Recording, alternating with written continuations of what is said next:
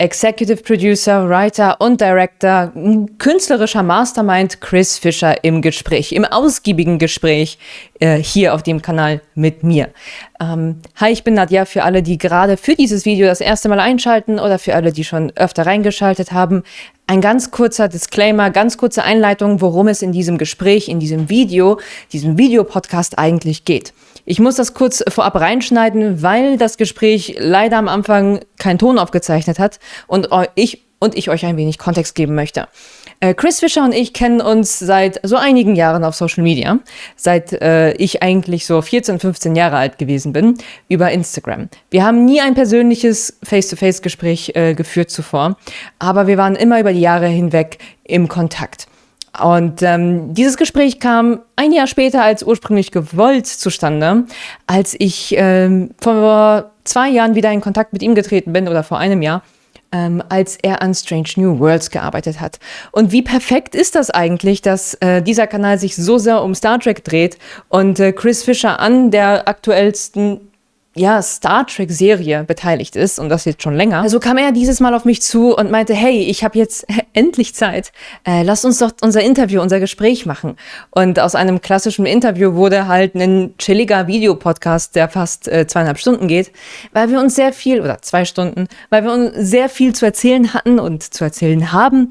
Und es geht direkt zu Beginn los, wie wir eigentlich im Kontakt standen, nämlich durch damals mich als Fan auf Instagram zur Serie Person of Interest. Ich hatte eine Fanpage, die existiert auch noch. Ich habe meine Login-Daten natürlich verloren, aber sie existiert noch. Und ich bin damals mit sehr vielen Leuten im Kontakt gewesen, die hinter der Kamera gearbeitet haben, unter anderem Chris Fisher. Und ich habe regelmäßig mich mit ihm und mit anderen Writern und Produzenten tatsächlich ausgetauscht, und darum geht es. Wir haben erstmal in Erinnerungen geschwelgt, oder vielmehr Chris, wie ihr gleich merken werdet, der erzählt hat, dass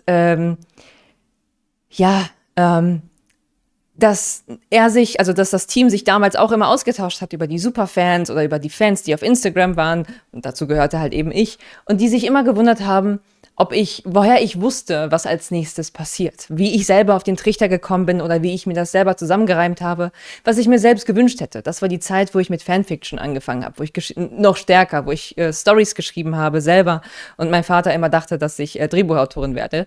Und sie dachten, ich hätte einen Spion im Writers Room. Hatte ich nicht. Ich habe mir alles irgendwie selbst zusammengereimt oder gehofft, dass die Story von Person of Interest in diese Richtung geht. Und also ich glaube, ich war mit ihm in Kontakt seit Staffel 2 oder wenn nicht sogar schon Staffel 1. Ja, ich glaube Staffel 2, weil wir den Release der Serie hier in Deutschland ja verzögert hatten, durch die Synchro damals. Und wir beginnen dieses Gespräch hier mit Chris erstmal mit Person of Interest, und dann geht's weiter ins Gespräch über seine Zeit hinter der Kamera, wie er sich über die Jahre hinweg seine Karriere aufgebaut hat, was er gelernt hat, auch in Zusammenarbeit mit Jonathan Nolan. Dann geht's natürlich auch um Strange New Worlds. Das kommt ein bisschen kürzer als die anderen Themen in diesem Video, aber das soll nicht unser letztes Gespräch gewesen sein mit Chris Fisher. Also haut gerne, während ihr das Video schaut, in die Kommentare eure Fragen oder Wünsche für ein Follow-up mit Chris Fisher in die Kommentare. Und denn wir planen definitiv nach Strange New Worlds Staffel 4 nochmal ins Gespräch zu gehen und den Fokus definitiv auf die 4. Staffel SNW zu setzen. Also viel Spaß. Ich habe jetzt genug gelabert. Und hoffentlich werde ich demnächst noch andere Gäste hinzubekommen, um solche Gespräche führen zu können.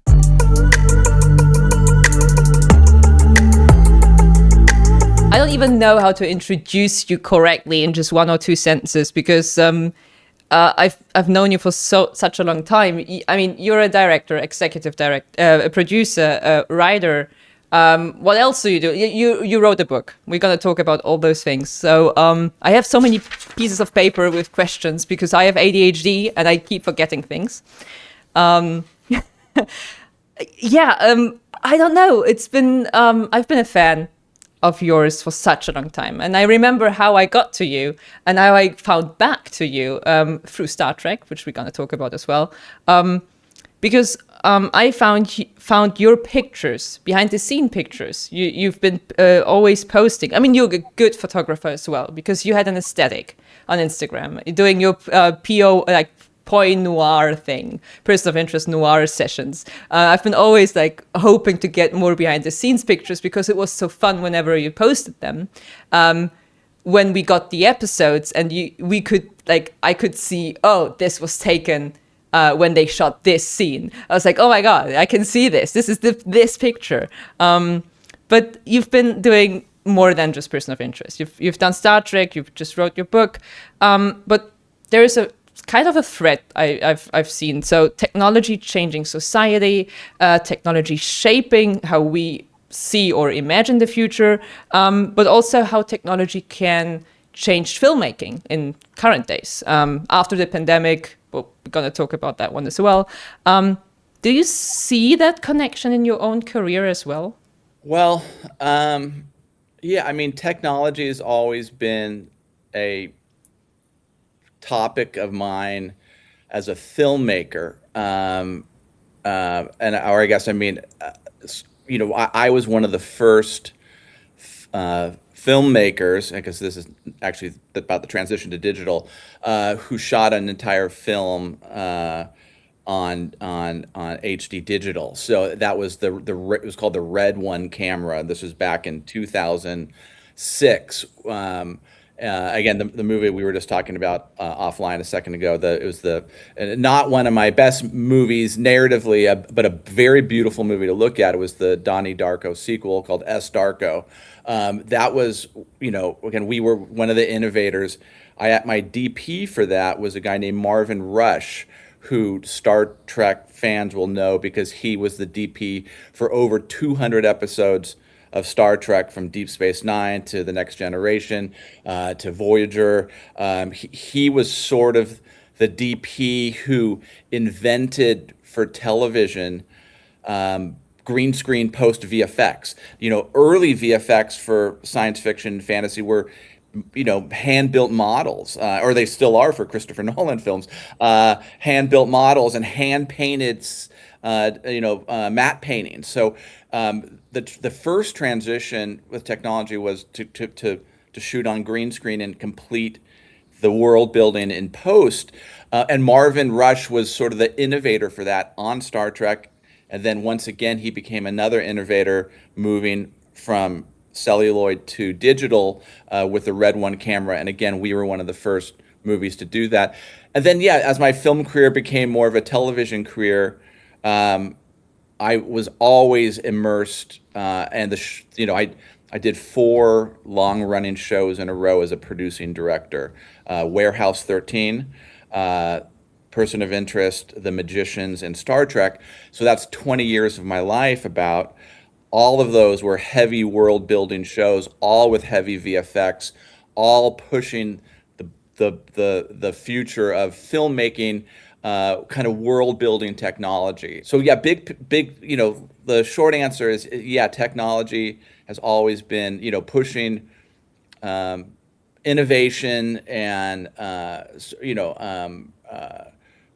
ways to create more value, to get more on screen, to create fantastic worlds in a cost and time effective way, has always been something that has been sort of my passion and a sort of a shingle I like to hang up for my work. You just mentioned different shows and also films you've done, and then all of them had different genres. Like there is a thread, like there is a common genre. You did a lot of sci-fi, but you've done different things. I mean, you also worked on some Marvel, right? You worked on, was it Inhumans? That was a really great project to be involved with. Not least of which because that was the beginning of my really great relationship with Anson Mount. That was yet another very innovative show. We shot the pilot on IMAX. This was back when Marvel TV shows were run by this guy Jeff Loeb and his team. Yeah. And they were great, really great shows back then. And this show was going to be this huge launch for them. So they actually shot, and I was, involved very early on with that project. They shot it on IMAX, and we didn't continue shooting IMAX for the series, but sort of definitely kept that same appetite for world building and scope and scale. And again, like I said, it was a great project. It wasn't necessarily a successful creative project, and because of that, I got to see Anson Mount as the number one on a call sheet, the leader of a cast, how he was when things weren't necessarily going his way, and vice versa. He got to see me as a as a director on a show when things maybe not were not going our way, and that's when character comes out, right? That's when you see somebody's kind of true nature is what do you like in the trenches when you're not winning the war? What are you willing to do or not willing to do to get there? So he and I bonded in a really important way on that show, and it was the basis for our relationship that continues today. We not only spent 5 years, 5 seasons on Star Trek together, but we're actually creating a show together right now, a show that we're pitching around town. So it's one of the very pivotal, important relationships of my career. Started on Inhumans. If you talk about a common thread in my work, so I mean, I've always seen, for me, the Holy Trinity. And not to knock any religious people, but for me, the Holy Trinity is horror, science fiction, and fantasy. So my career started in horror, like many filmmakers, because horror movies can be made on a budget. Yeah, I experienced that myself. My first IMDb credit is horror. Yeah, I mean that's where we all start, and lucky for me, that's also what I loved. I mean, I still see myself as a horror director. It's still my passion. I mean, I've been very fortunate to also move. As you start getting success in horror, in which I did. I had 2 movies at Sundance, and so suddenly I'm getting a little bit bigger budget. So I was able to move more into noir and crime, which of course was the basis of my person of interest work. And then from that I got into fantasy, and then from there I finally made it to science fiction. And in my Holy Trinity sort of scenario, science fiction is sort of the top of the pyramid, mostly just because it requires the most amount of money to make, right? It's the sets are expensive, the visual effects are expensive, the world building in general is just expensive. So as you work your way through genre, again, I'd say, and this isn't unique to me, I'd say so many filmmakers start this way. You start with horror, start building your tools as a filmmaker to tell great genre stories, and if you're successful, you can get into fantasy, and like I said, for me, I very much see myself as a noir filmmaker. So crime and noir is a big genre for me. And then ultimately, I was lucky enough to get into science fiction, and that's sort of where I find myself now. But I always will. Any phone call that comes in about a horror project is always one of the most exciting calls for me. And I haven't, I spent some time on Stephen King's The Stand, right before and actually during the pandemic, which was quite an interesting story to be making a series about the pandemic during the pandemic. But that was my last time I got to dabble in horror, and I'll always look forward to doing that again if the opportunity arises. So what did that variety teach you as a director? Ultimately, it taught me that, and again, I was a very aggressive filmmaker when I was younger. And by that, I mean aggressive with choices from, performance to camera to, where I would set a scene. I was very interested, sometimes too much so, in sort of like doing something that hadn't been done before, doing something unique, doing something that was pushing boundaries, and that wasn't always to the benefit of the project, right? But that was sort of my, I was very lucky And I always think about filmmakers today who this world has sort of disappeared. I was very lucky to grow up in the world of independent film and spend my first 10 years of my career in independent film, making movies for under $500,000 because you were able to take chances and make mistakes. You were able to experiment with things. Back in those days, you would pre-sell your foreign territories to make your budget. So you'd basically broken even by day one of shooting. So the set was very relaxed and free and open. You could try anything you wanted. And, so I did, right? And I did. And, it was, the second movie of mine that made it to Sundance was a horror film called Night Stalker. It had funny, it had Danny Trejo playing a cop.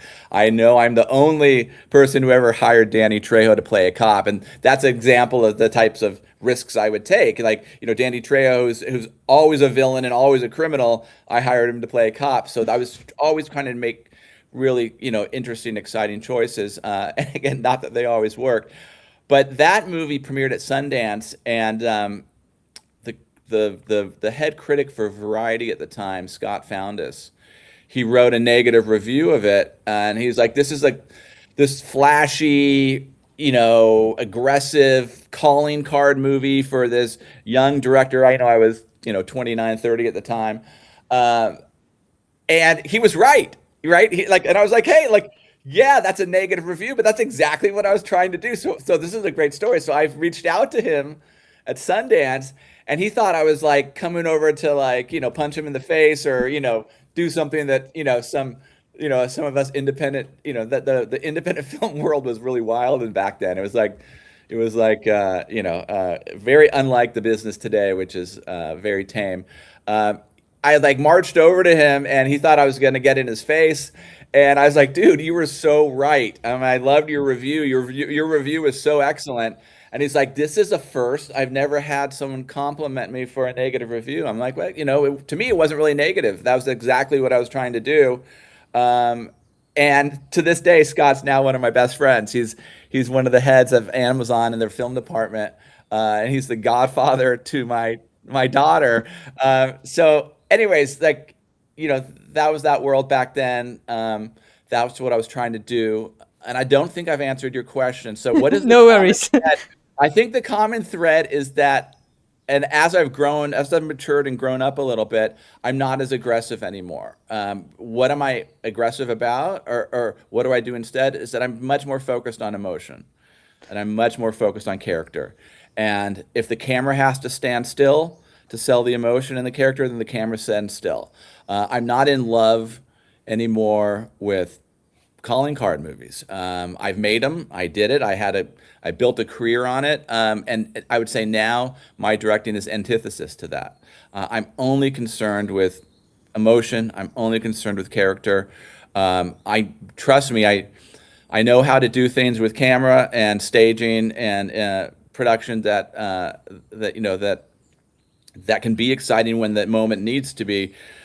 But I've now found my sweet spot in directing, and that is really truly following the emotional through line and trying to create something that moves people, that makes people feel something that they haven't felt before or that they haven't felt in a while, and that makes them, truly, whether they're sitting in a movie theater or sitting on their couch, to really think about the world around them and to think about the characters and the stories, so just to really dig into their heart, to really dig into their emotion, whether it's horror, fantasy, science fiction, regardless of the genre, whether it's crime or whatever. I think that's where I've landed over the last 10 years. And I think if, I've had, in terms of critical success, I've had way more success in TV than I have in film. And I think that's the reason why. I feel so bad for filmmakers today that don't have this low budget indie world, because I was really allowed 10 years of sort of hey, go do whatever you want, however crazy it is, because we see this as sort of this is like the training method. This is your way to get there. And I just don't think that exists anymore. And I wouldn't have been able to get to where I am now without having that. You just mentioned like emotions, or like create something to make people experience something they haven't experienced before. And this is the perfect bridge to Person of Interest, because that was, for me, a show that just hit me. I mean, yes, of course, I was a teenager. Yeah, but it was the first time I actually made an Instagram fan page, and I was really deeply into the show. And I've checked which episodes you directed, and many of them are my favorites. There's one specifically, If Then Else, which is the 11th episode of season 4. I remember, I love the whole concept of the episode because it was so unique. And I always loved, and I missed that actually, because the episode names had such a deep meaning in Person of Interest. The names of the episodes, the song choices, it was always very unique. But this episode, especially the end, made me cry because I think it was where Shaw got captured after the whole scenario things, because Sarah was pregnant and then you had to rewrite the whole thing. I remember the interviews that came out, but you had a thing for doing season finales and season starts, right? Because you also did that with Person of Interest. Yeah. Well, I think it's fun. I mean, I think for people watching, we should talk a little bit about just how important your opinion, your thoughts on our show was. So Person of Interest, as you said, had a huge fan base, and you were one of the most passionate fans. And you would reach out to not just myself, but some of the other creators on the show, and directors, writers on the show, and like your thoughts on it were like exactly what we were talking about. Like what I was talking to the actors on set was like exactly what the questions you were asking. Like all the things I was talking about the directors, those are the things that you're interested about. Like you really clicked into the show in such a special way. And you're when you'd reach out to me, it was like, oh my gosh, this person exactly knows what we're thinking. Like, does she have a spy somewhere on set? Like, where's she getting this information? How does she know where we're going? So, a real testament to you and sort of our friendship, how we've kept in touch for 12, 14 years. I don't know how long it's been. But the Person of Interest fan base was so incredible. They still are. As you know, the show got re-released on Netflix recently, and is again, it's like a top 100 or top 50 show again.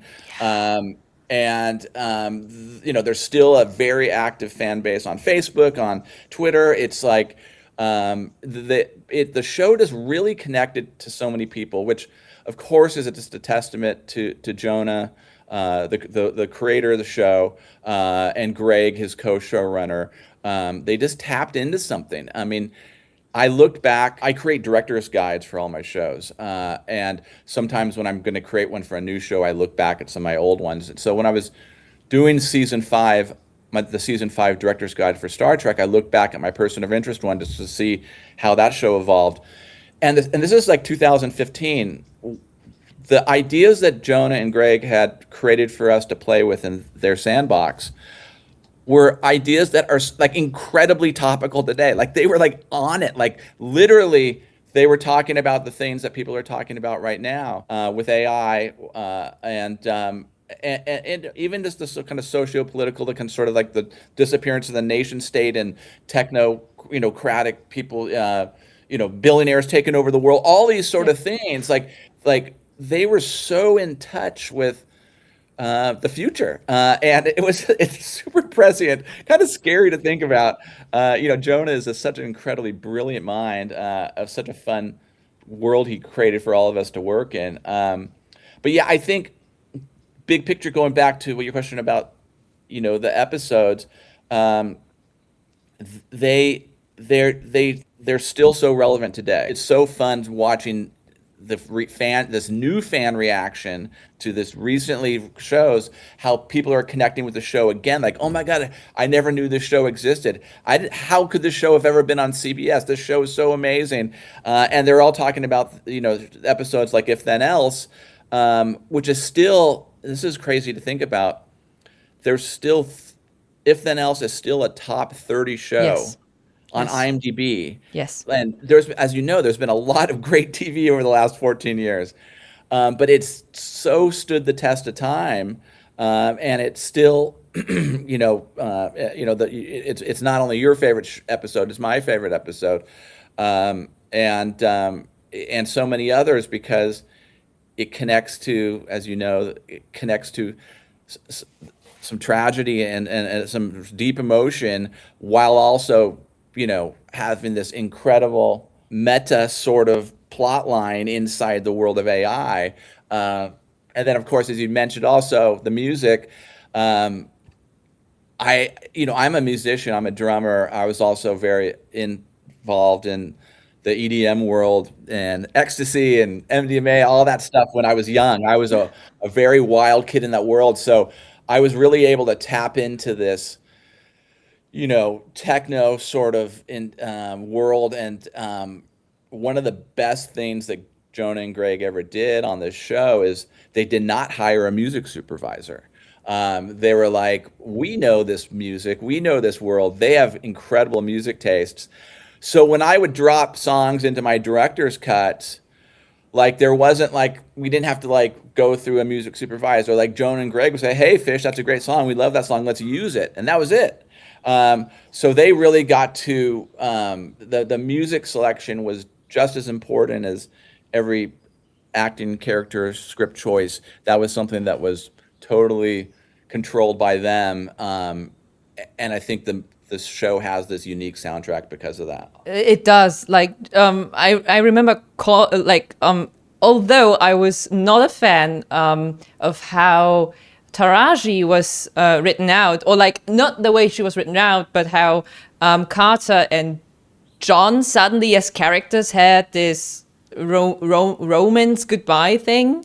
However you want to see it, but it was like, huh? My first reaction back days was like, huh? I don't like this, but I cried my balls out the next episode when it started with the song "Hurt." I was like, it hurts. I was crying. I remember it was 4 a.m. in the morning. I was crying. So there's so much juicy information here. So first of all,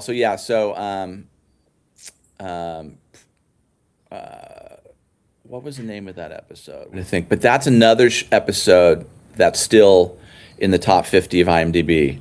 I think there's three. There's If Then Else, Return Zero, and whichever this title is. But all three of those episodes are still top 50 episodes rated by the fans, which to me, that's the most important thing. That just shows like you've moved these people. And that song was in the script. Jonah and Greg knew that's exactly where this started. So I was very fortunate to be able to shoot that whole opening montage, that slow motion montage to Hurt. There's no dialogue. We just open the episode with no dialogue, and we go straight into this montage set to Hurt. It was such a joy to be able to have that song approved, ready to go, because I could just really craft the visuals to that song. Again, that was one of my best and one of my favorite episodes by far. But the kiss with Taraji, that wasn't scripted. Jim just did that. That was Jim Caviezel often like to use the frame elevating the material, and it's a loaded subject. I won't go into that too much. Sometimes he did, and sometimes he didn't. But this was a case where, like you said, like it did come out of the blue because it wasn't in there, but it had such a crazy impact, and that reaction that you had was not unlike the reaction that everyone had, including the editor and people watching it. That wasn't an episode I directed. I think that was Fred Toy that directed that, who's such an incredible director, and he was such a gift to our show. But I think it was one of those things where like it literally just happened. Yeah. It was Jim's choice, and it felt right in the moment. And him and Taraji just went with it. It was the devil's share. Devil's Share. Just Yeah, check. that is the Devil's Share. Um, Again, yeah, like I said, that so yeah, If Then Else, Return Zero, and the Devil's Share are still, again, 3 episodes that have so stood the test of time. And Jim was so incredible in the Devil's Share. I mean, he was so in it. There was no he was so the character for that entire episode. He gave so many great acting performances. That was my favorite to work with him on. He can really dig into that kind of stuff. Certain things for him really click. And revenge was one of them. All the characters, I think it was a very good piece. It started with 2 characters, and then we had a great ensemble of characters. I remember when Shaw got introduced, and I was like, oh my God, this is a strong character. But damn, the way she was introduced was so great, and I started loving her right away. But all the characters have their ups and downs. There were moments where everyone, like, at least for me, it was like, we all loved the characters, but all of them had a good journey. They had moments or like a couple, like their arcs had always some side arc where you could only just shake your head and be like, oh, I don't like you in this state. But you always came, like as a fan, you always came back to, because they were human. I think that's the important thing. They were human, and it was very emotional, and I really loved that. Especially, as you said, you did Return Zero, which is the final episode of the whole thing. And CBS, I don't, of course, don't know the politics of everything, but I remember so many shows being canceled after season 5 or at that time. And Person of Interest got hit by, oh, you only get 13 episodes. But I remember, and I say that up to date, it's the best TV show finale we could have gotten, because everything stayed, like the whole crew, like the whole team behind in the writers' room stayed true to the nature of Person of Interest. Yes, we all cried. It's not a happy ending, but we all knew, at least for John, there was no happy ending. Yeah. Like. You said so many amazing things. So going back to the characters, to Shaw, and this goes for Root and for so many other characters, one of the most fun things that Jonah, Greg, and the writing staff did on the show was they had this love affair with turning our villains into heroes. And I use both of those words very loosely because they were never villains and they were never heroes. I mean, again, or even taking a step back, you mentioned my fan, my photos I took from set. I started this. I think I started season 2, season 3. I started doing this POI Noir series, which was very unofficial and was very much against my CBS contract because nobody was supposed to post photos from set. But I saw this show. Personally as a director, I saw this show as a noir, as a neo-noir. I just saw it in black and white. I saw every scene in black and white. Black and white has this beautiful ability to strip away things that are unnecessary.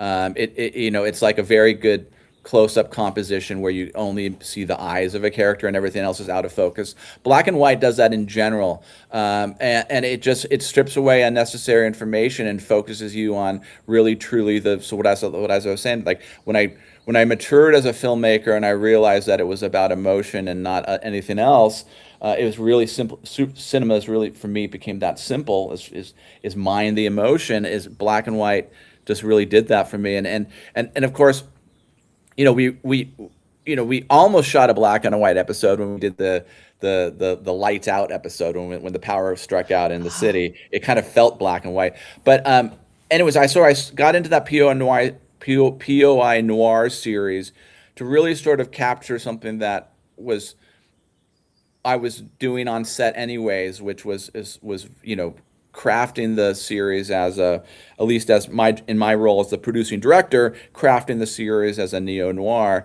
And in that very way, right, Reese was never a hero, and he was never supposed to be. He was always an anti-hero. Finch is very much an anti-hero. All these characters are flawed, and all our villains have great qualities. The late great John Nolan, who was just so incredible, one of the most amazing people I ever got to work with. I still remember fondly our times up on the top of rooftops at 4 in the morning, have these great conversations. But all of our, again, Jonah and his team would take these villains and make them heroes, and that goes for Root, that goes for Shaw. Like it was just something that we did over and over and over, and that's what made the series so great. It just fell in love with humanity and its flaws and its imperfections, which is such a great way to look at the human story as opposed to the potential AI story that we're talking about. Is that maybe as humans, maybe as maybe civilization isn't necessarily looking for faster or efficiency. Maybe we're flawed and it takes time to think of things and we make mistakes along the way, and that's the story that we want to tell, and that's the human experience. And in some ways, it's very and counterpoint to what AI offers us, and in terms of speed and efficiency and perfection, and all these things. And is that really what we want, and what's the cost of that? And certainly that's something that I know Jonah and Greg in their pantheon of big ideas that they had for the show. Certainly that was something that they wanted to pursue, is that us humans are a messy, complicated, confused bunch, but we do have a lot of beauty, and there is a lot of incredible moments in between the cracks of our flawed human nature, and mining those on Person of Interest was truly one of the great pleasures of my career and my life. And also the villains we got like Elias as a character, or Yeah. and it was so fun to see those actors later on or before that in different shows or movies. Winston Duke appearing in Black Panther. Yeah. I was sitting in the cinema and seeing Winston Duke, and everyone was psyched about different things. And I mean, I'm a big Marvel fan, but I was like, oh my god, this DiCaprio meme. I was like, oh my god, this is Winston Duke. I know him from Person of Interest. I was so psyched to see that. Or Leslie Odom Jr. being in Hamilton. That was so fun. To think of again. Lightning in a bottle, right? Person of Interest was lightning in a bottle. It was a show that was so far ahead of its time that most people didn't even know it was on. And the people that knew it was on weren't quite sure that they were watching the future they were about to live. I mean, it's a crazy show, and it goes all the way through casting. I mean, exactly having those types of guest stars for season arcs, not even series arcs. Winston Duke, Leslie I mean, come on. It's just like crazy the talent that's drawn to that show, and our casting team's ability to find it. That's one of the very I'm a huge proponent of shooting in Los Angeles. I'm a born and raised Angelino. I love shooting in LA for a lot of reasons, but I also love shooting elsewhere. I love shooting everywhere. And one of the best benefits of New York is that you have all these incredible stage actors that are available as local hires. You have Broadway available as your casting pool for roles that need to sometimes something changes. Like, hey, we need someone tomorrow. Oh yeah. Well, if you're not in New York, that person you get tomorrow is not going to be a Broadway actor. In New York, chances are they are. So casting a show, producing a show in New York, I would say the number one benefit, apart from the backlot of New York City itself, which is, of course, Person of Interest, we we took full advantage of the city of New York as one of our main characters. It was, our Gotham in every way. We Casting was just beyond compare. Better than any show I've ever worked on before and since.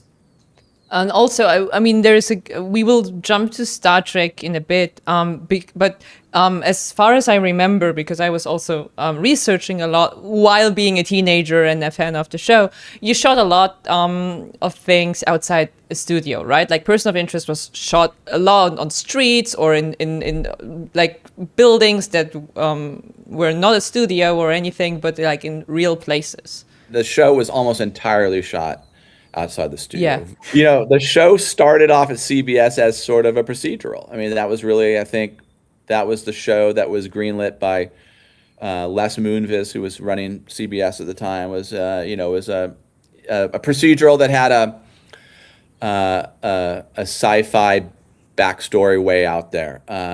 So we built a precinct. We had a precinct stage, which Yeah. which was great. And Finch's lair, wherever he was hiding out, was on stage. But that's really it, right? We didn't. Everything else was on the streets of New York. So, there's this very famous Person of Interest photo of us on the streets of New York shooting. And it's all like me on a dolly with my hat and going like this, and we're all lined up. It's this great photo. And that's what our life was like 12 hours a day, 5 days a week. We would do this thing in New York. You'd get like a grid permit, which was like a permit for a Yeah. block. And Yeah. we would just get there and we were just running and gunning, shooting, like, here we go, let's go here, let's go here. We were chasing the sun, we were chasing the views, we were chasing the thing. We were like, it was true independent filmmaking. Everything I learned as an independent filmmaker is what allowed me to have success as a producing director on the show. The way television works is that it's the showrunner's vision, and the job as the producing director loosely is to do whatever the showrunner needs. But technically, when the show shoots in a different city, the job is really to create the visual language and to make sure you just. So I used every lesson I learned in low budget filmmaking. Every lesson I learned, I used on Person of Interest, and we just had this wild ass crazy run and gun style, and we were like, let's go to the top of the roof. We're putting cameras on rooftops, it was absolute chaos, but it was this crazy controlled chaos that only New York can give, because you don't own these streets, you don't control these streets. Like, taxis are pulling up and people are jumping out, and you just incorporate all that into the filmmaking. It was the best 5 years of my life shooting that show. It was so exciting. There's really nothing else like it. And because it was so ambitious, we were doing 60, 70, 80 setups a day. On Star Trek, for example, we do about 30 setups a day.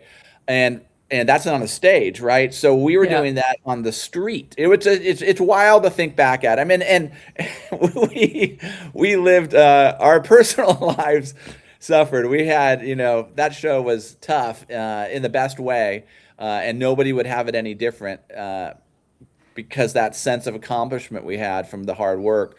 But, we'd work, often 16-hour days. I'd usually get home from a week of Person of Interest. I'd get home Saturday morning around noon, and then I'd sleep all day Saturday. Sunday, I would wash my clothes, get ready for the next week, and I'd be back on set Monday morning at 7 a.m., and we'd go again till Saturday at noon, because we were shooting a lot at night, a lot of rooftops. Oh yeah. And we do, Jonah's a great captain. He runs a very tight ship, and his visual language that works for him is not one of cheats. If there's a long dolly shot, it's a long dolly shot. It's not a zoom. If there's if there's any sort of crash or stunt, it's done as realistically as possible. Everything is about real textures, real, just a sense of realism, that if you if you start doing too much TV-ish stuff, it's not going to work for him, and thus it's not going to work for the show. There's probably a lot of times where we could have built swing sets, but we'd rather go to a location. There's times when we could have done something on a green screen stage. We'd rather go do a real location. So that was always our choice. We had this incredible. I mean, everyone on that show was so incredible, but Paul, our location manager, I don't know how he did it, because we were doing 2, 3, 4 company moves in a day. What a company move is, taking the entire circus and moving it to a new location, and we're doing this 3, 4 times a day in Manhattan. We started really utilizing this sort of leapfrog idea where we would, instead of creating one big circus, we'd create a very light, small, easy to move circus, and we'd create 2 of them. So we'd be setting up the next set while we were shooting the same set, and we'd kind of leapfrog using C camera. Sometimes we'd send C camera up ahead, start setting up the master, so when we got there, it was already set up. And we had to work that way. Again, this is all what you do, what you do in low budget independent film. This is the only way to make a movie for $500,000. So I really got to go back into my indie toolbox, and it was, like I said, truly the most fun I've ever had in my life shooting. It sounds like fun. It makes me emotional talking about it. I mean, I'm just a fan. I'm here. I've never been on set. I've never been closely to a set. I've just seen pictures and loved the show. So it's so nice to talk about that. I mean, it's been, I think the last episode concluded 2016, right? So it's been 10 years. Yeah, it was. I remember that day. The last day of shooting was actually the last scene of the episode, or not the last, but it was the last day of shooting was the scene with Finch on the rooftop, saying goodbye. Oh. And Jim and Root in sort of ghost mode, let's call it. Yeah. So Jim and Reese and Root were on one rooftop, and Finch was on the other rooftop. I had probably a 16-hour day. It was so emotional. I remember it like yesterday. And I remember I said cut on the final shot, and I knew I had just directed the best thing of my career at that point. It was just such incredible writing. It was just one of those scripts where the goal of the director was not to fuck it up. It was just such a perfect script. And especially that goodbye moment. And I was very inspired by Wim Wenders' film, with the moments between Reese and Root. And she was an angel to me. I had viewed her as an angel to Jim. And that really connected with Jim and his sort of worldviews. I just got the best out of Jim. Amy Acker, I mean, I cannot say enough about her. What an incredible human being, what an incredible actor. She always was at her very best. And then Michael saying goodbye, tricking his friend into being on the wrong rooftop to save his life. It was just such perfect writing, the perfect location. We had the perfect lighting. It just, everything came together. And I called cut, and I just burst into tears. It was 5 years of my life on the show. It was the best opportunity, the greatest opportunity of my career, which I'm still so grateful to Jonah and Greg for. Those 5 years in New York, I had a daughter. It was just all suddenly 5 years of my life, which I had never really taken a breath. It was incredible. It was the hardest job I've ever had, the best job I've ever had, and the most rewarding job I've ever had. And when I said cut, finally, I just burst into tears. Took me a while to gather myself. I sat up on that rooftop for a couple hours by myself. I smoked cigars. I smoked a cigar, said goodbye to Jim, said goodbye to Amy, said goodbye to Michael. And And I think I called Jonah and Greg or one or both of them and just said I just directed the best scene of my life. That was the best scene I've ever directed in my life. It may still be the best scene I've ever directed in my life. They let me, the Philip Glass music, again, that was a needle drop I had in the director's cut. I just always saw that scene playing out to Philip Glass. I really couldn't see and I couldn't really feel any other music. So I was actually playing that music while I was shooting. So again, and it hadn't been cleared, it hadn't been approved yet. But I, by 5 years, of directing, I knew that Jonah and Greg and I were tapped into the same soundtrack. Felt like they were going to like it, so I really kind of committed to it, and it turned out great. But yeah, that was truly emotional. I'm not a New Yorker, spending 5 years of my life in New York, and to have that be the final scene that I shot of my life there, and that was sort of my goodbye to the city and goodbye to my experience, was really wonderful. I haven't watched Return Zero for 10 years. I need to rewatch it and see if that scene is still as good as I remember it being. But Same. yeah, I didn't touch the finale, but I made my boyfriend watch Person of Interest. So I did. I was like, oh, you will like it, because I was sure he's gonna like it. I was like, okay, the start is a bit different because it's a kind of a case of the week kind of episode style in the beginning.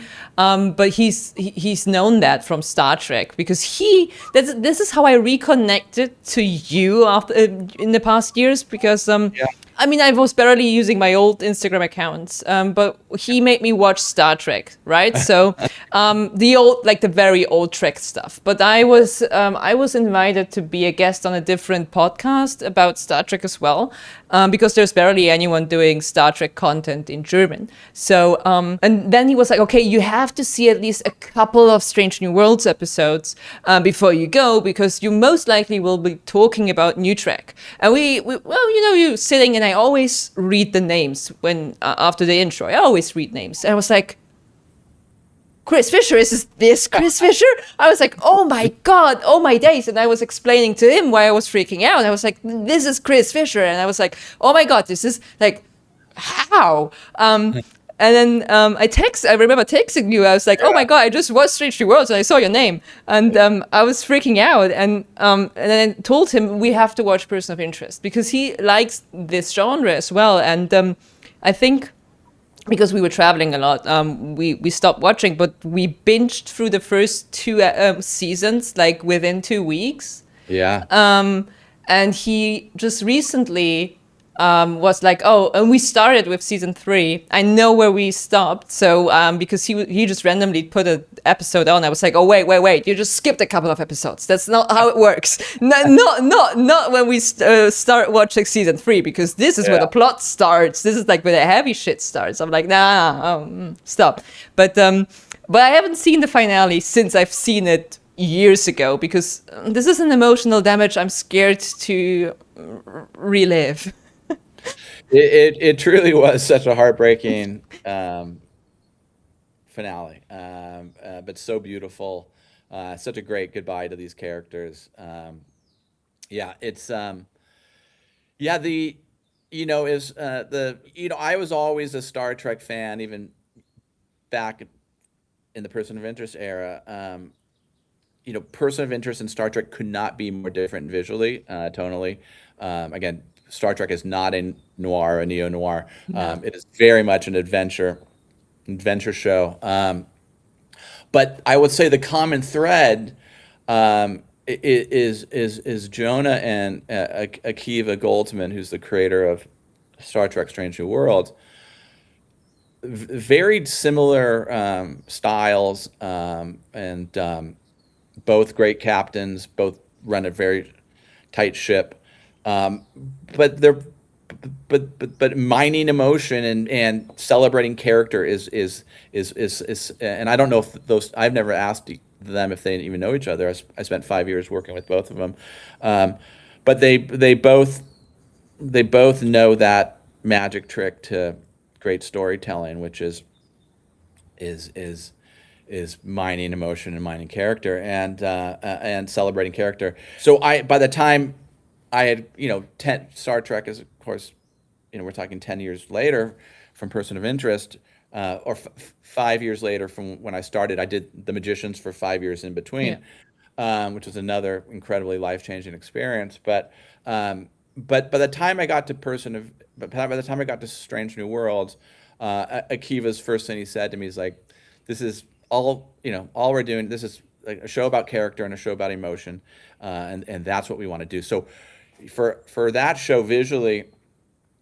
in our season 1 director's guide, it literally just says that, like, this show is about the art of the close-up. Yeah, we're going to create these giant worlds. There's a strange new world every week.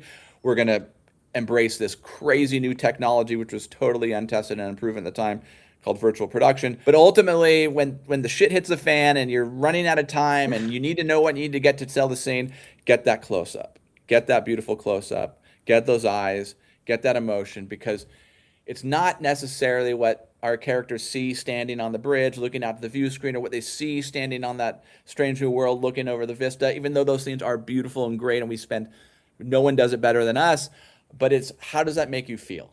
What does it feel like to be Pike or Spock standing on the edge of a new world looking off into the abyss? Like, what does that feel like? And that was our show. And I think we captured that really well. I directed a lot of season 1, much more than I'm officially credited for. And I really got to, pretty much every scene you see on virtual production season 1, I ended up directing, not because I wanted to, and not because that's what was intentional, but that's because the pandemic and how it fell together. The DGA worked with us we kind of had a get out of jail free card season 1, and we repaid the DGA with really changing the show season 2 to make sure that all of our guest directors got to shoot their own virtual production. But season 1, because of the 2-week quarantine and stuff, I really got to put a very heavy, really put my finger on the scale of the visual language in a way that I don't necessarily normally get to do on a season 1 show. And it was great, because even on our virtual production stage, which, again, the goal of a virtual production stage is ultimately to create scope and scale, we found that the most important shot was the close-up, that it was always the close-up that made our show sing. And I think that's why people connected to the show. You make season 1 shows are very tricky because you make them in a vacuum, right? You think you're doing something great, but you don't have any fan reaction, you don't have any critic reaction, you don't even have the response from the studio yet. You don't even know if your boss likes it, right? So you're making the show for yourself, really, because there's no one else you can make it for. And I think if you're true to that and you know what the show is, and Akiva and Henry Alonzo Myers, the co-showrunner with Akiva, just like Jonah and Greg, they very much knew the show. I would say that very much like Person of Interest, they knew exactly where they were going, what they wanted. So being, their right-hand man, so to speak, as the producing director always is, I really knew how it's very clear what I needed to accomplish. And again, the scripts were so good, it kind of fell into the don't fuck it up directing style, which I guess I'm an expert in now. I think why people connect so much to Strange New Worlds was also, of course, they wanted to, of course, you want to have a new audience, because why are we expanding franchises? Not just because of money. Like, I'm always, I studied business before I studied acting, so I always see the business side of things as well, which makes me also sometimes less critical than very emotional reactions to things in the, within the scope of content creators. Many people are like, oh, well, this is not good, this is just about money. And I'm like, well, it's still business, but whatever. No, I think why people connected to Strange New Worlds, because it did have a lot of success from the start on, especially in the German. I can only speak for the German-speaking area. How I see the comments and how fans are talking about it is because it was less about the action and more about the humans, as you just said. I think the J.J. Abrams trilogy wasn't bad. It was very entertaining, but it was very different from what Old Trek gave us. And some people don't like it. Many people are like okay with it. But then again, comparing Strange New Worlds to the spin-off, for example. It's a bit different. I think I haven't seen much of Discovery yet. I've seen a couple of episodes, didn't like them, gonna be completely honest. But I've seen the baddest examples of why people don't like the show, so I still have to convince myself personally. But Strange New Worlds was fun to watch. However, and I have a couple of questions here. It's like... Strange New Worlds is modern science fiction. We do have some gritty, darker episodes because science fiction is mostly dystopian, but Star Trek was always about optimism as well. So, is this harder to tell, the optimism of things? Well, guys, as usual, you're saying so many great things. There's so much juicy tidbits. I will say this. Let me jump back a little bit. So Star Trek Strange New World was never a spinoff. It was never intended to be a spinoff. So we never created our visual language based on anything else other than what Akiva wanted to achieve. And again, that was to make a movie of the week genre again. So our show is all 10 episodes every season are going to look entirely different. And that's because they're different genres. We do horror. We do comedy. Musicals. We do musicals. As we may even do a Muppet episode. So we jump into that genre, and so it very much was a format that appealed to filmmakers, right? Because you didn't come in to do an episode of Star Trek Strange New Worlds. You came in to do a Star Trek movie. This was your movie, 100% your movie. And it not only didn't look like disco, it didn't look like any other episodes of Strange New Worlds. But to be totally forthright and honest, like, even though this was never a spinoff, we do owe a tremendous amount of gratitude and homage to Discovery, because season 2 of Discovery launched our show in not in a spinoff way, but in a, hey, look, these characters actually connect, because they had Anson Mount's Pike, they had Rebecca Romijn's Una, and they had Ethan Peck's Spock in season 2. So it was sort of like hey, these characters are really connecting and really landing. There's a show here. There's a show right there. So again, without that, our show would never existed. And which Alex Kurtzman, truly created such fertile ground for storytelling. And it was that fertile ground that our show launched from. But it launched in its own unique way. And I think two things can be true at the same time. We owe a deep amount of gratitude and respect to Discovery for giving birth to our show, but our show is its own person, its own child. Definitely. And Akiva very much from the day one was like, this is a movie of the week. We're going to tell the best Star Trek. We're going to make 10 Star Trek movies a season, and these 10 Trek movies are going to go from a range of genres, and we're going to really push that. But we're never going to forget why we're here, which is emotion. So the directing style that came from that, it really was exciting, because we got to, directors got to completely change the camera style. We experimented with changing lenses. We would do whatever the movie of the week demanded to make that movie work. And with the only rule being, hey, don't miss what your genre is. So like it sounds so simple and obvious, but you can miss it sometimes. And so the first the first goal of a director on Strange New Worlds is, what is my genre? What is my strange new world? And how do I best capitalize that to make my movie really feel unique and stand out? And that's really, I think, what was so fun and unique about our show, because you have to look, everything happens in context, right? Up until this point, streaming was very much premiere serialized shows. Everything was serialized, right? And we're starting to say, hey, we're going to embrace this premiere television and the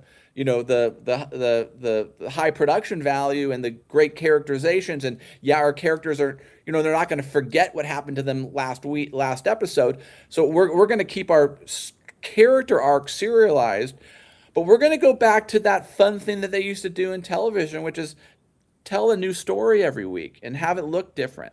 I think in many ways we were the best of both worlds. We took advantage of, premiere television, which quite frankly wasn't even something that existed when I started making movies, and take advantage of technology and production value and virtual production. And we're going to make sure our characters have season and series arcs that make sense for people to follow. But we're also going to tell a movie of the week so that you don't necessarily have to watch what happened last week. I know I'm a huge Game of Thrones fan, but I know like one of the criticisms of those shows is that like there's it takes 2 years sometimes for the next season to come out, and so unless you're like watching all the recaps and all the fan service stuff, like it's really hard to track. So we wanted to make sure our show was not like that you could watch our show out of order. You could watch it, you could watch an episode from season 3 before you watch an episode of season 1, and you could enjoy it. It'd work as a standalone movie, and you could turn it on without having to spend a couple hours getting up to speed on what happened before. Would you say, is that the reason why this format still connects to people, or is there a different reason? Because you're also saying a lot of things that I have noted down to talk about. Like you just said that you pushed away from the serialized thing that was going on back to the episode, to the case of or movie of the week kind of format. So and it worked. So what is it that still connects people in the audience to this kind of format? I'm not sure, but like if you look at the history of premiere television, TV was episodic up until until The Sopranos came out, right? David Chase and The Sopranos. Suddenly, like here's independent. Now you get to watch independent film on your TV. And like it was groundbreaking, right? So and it worked, and so everything premiere TV moved in that direction. I don't know how Kiva and Henry came up with it, but they didn't want to jettison the things that were working, right? Like it makes sense that your characters grow and learn over seasons and over the series. So let's keep that. That makes sense. We don't want if someone's mom dies, the next episode isn't a comedy about their mom being alive, right? Like, let's not be stupid. Like, let's keep our characters serialized. Let's keep the arcs logical and tracking over seasons in the series. But maybe we don't have to have the plot and the narrative do that. And maybe we can jump around in a timeline, jump around visually, jump around a little bit, and play with stories that work as standalone episodes. Maybe part of the, again, I truly just believe it was a decision that Akiva and Henry made to do that. But I think what you're seeing, which is strange, you're seeing some of the biggest hits in streaming actually be old network shows like Friends, things like that. So I think there's a really proven track business model, going back to your business side, they're like, hey, people still love these shows. And not only do they love these shows, but these shows have a second, third, fourth life because people can watch them without having to go back in time. And people can jump in whenever they want. So I think some of that ancillary business, some of that second wind success that shows had on Netflix kind of probably inspired Akiva. This is just a guess, but probably said, "Hey, like we can actually do this in a first run series. There's a reason this works. People want this still, and the proof is this is what they're watching on Netflix. So let's try to do a Star Trek show like that." And of course, again, just say it again, like we were never a spin-off show, but our spiritual connection was the original series, was Star Trek, the original series. That's the show we're most connected to spiritually. And that show, of course, was a movie of the week type of genre. And they, whether you from Kirk fighting the Gorn to Kirk fighting the Tribbles, like they went in a lot of fun different directions, and we wanted to keep that fun, and that fun is a huge part of our show. I mean, TNG continued being, we had, I think, more character arcs, but they had more seasons, but in general it was still more case of the week kind of episodes, because this is why I was so personally, I was surprised that because I love TNG, and then I watched Deep Space Nine, and I was like, oh, I'm not gonna like that. This is starting off weird, and then I cried in the final episode. I was like, no, it's over. I don't want it to be over. And I love Deep Space Nine even more than TNG. We know this is so. Deep Space Nine is apart from our series, Deep Space Nine is my favorite series. I think.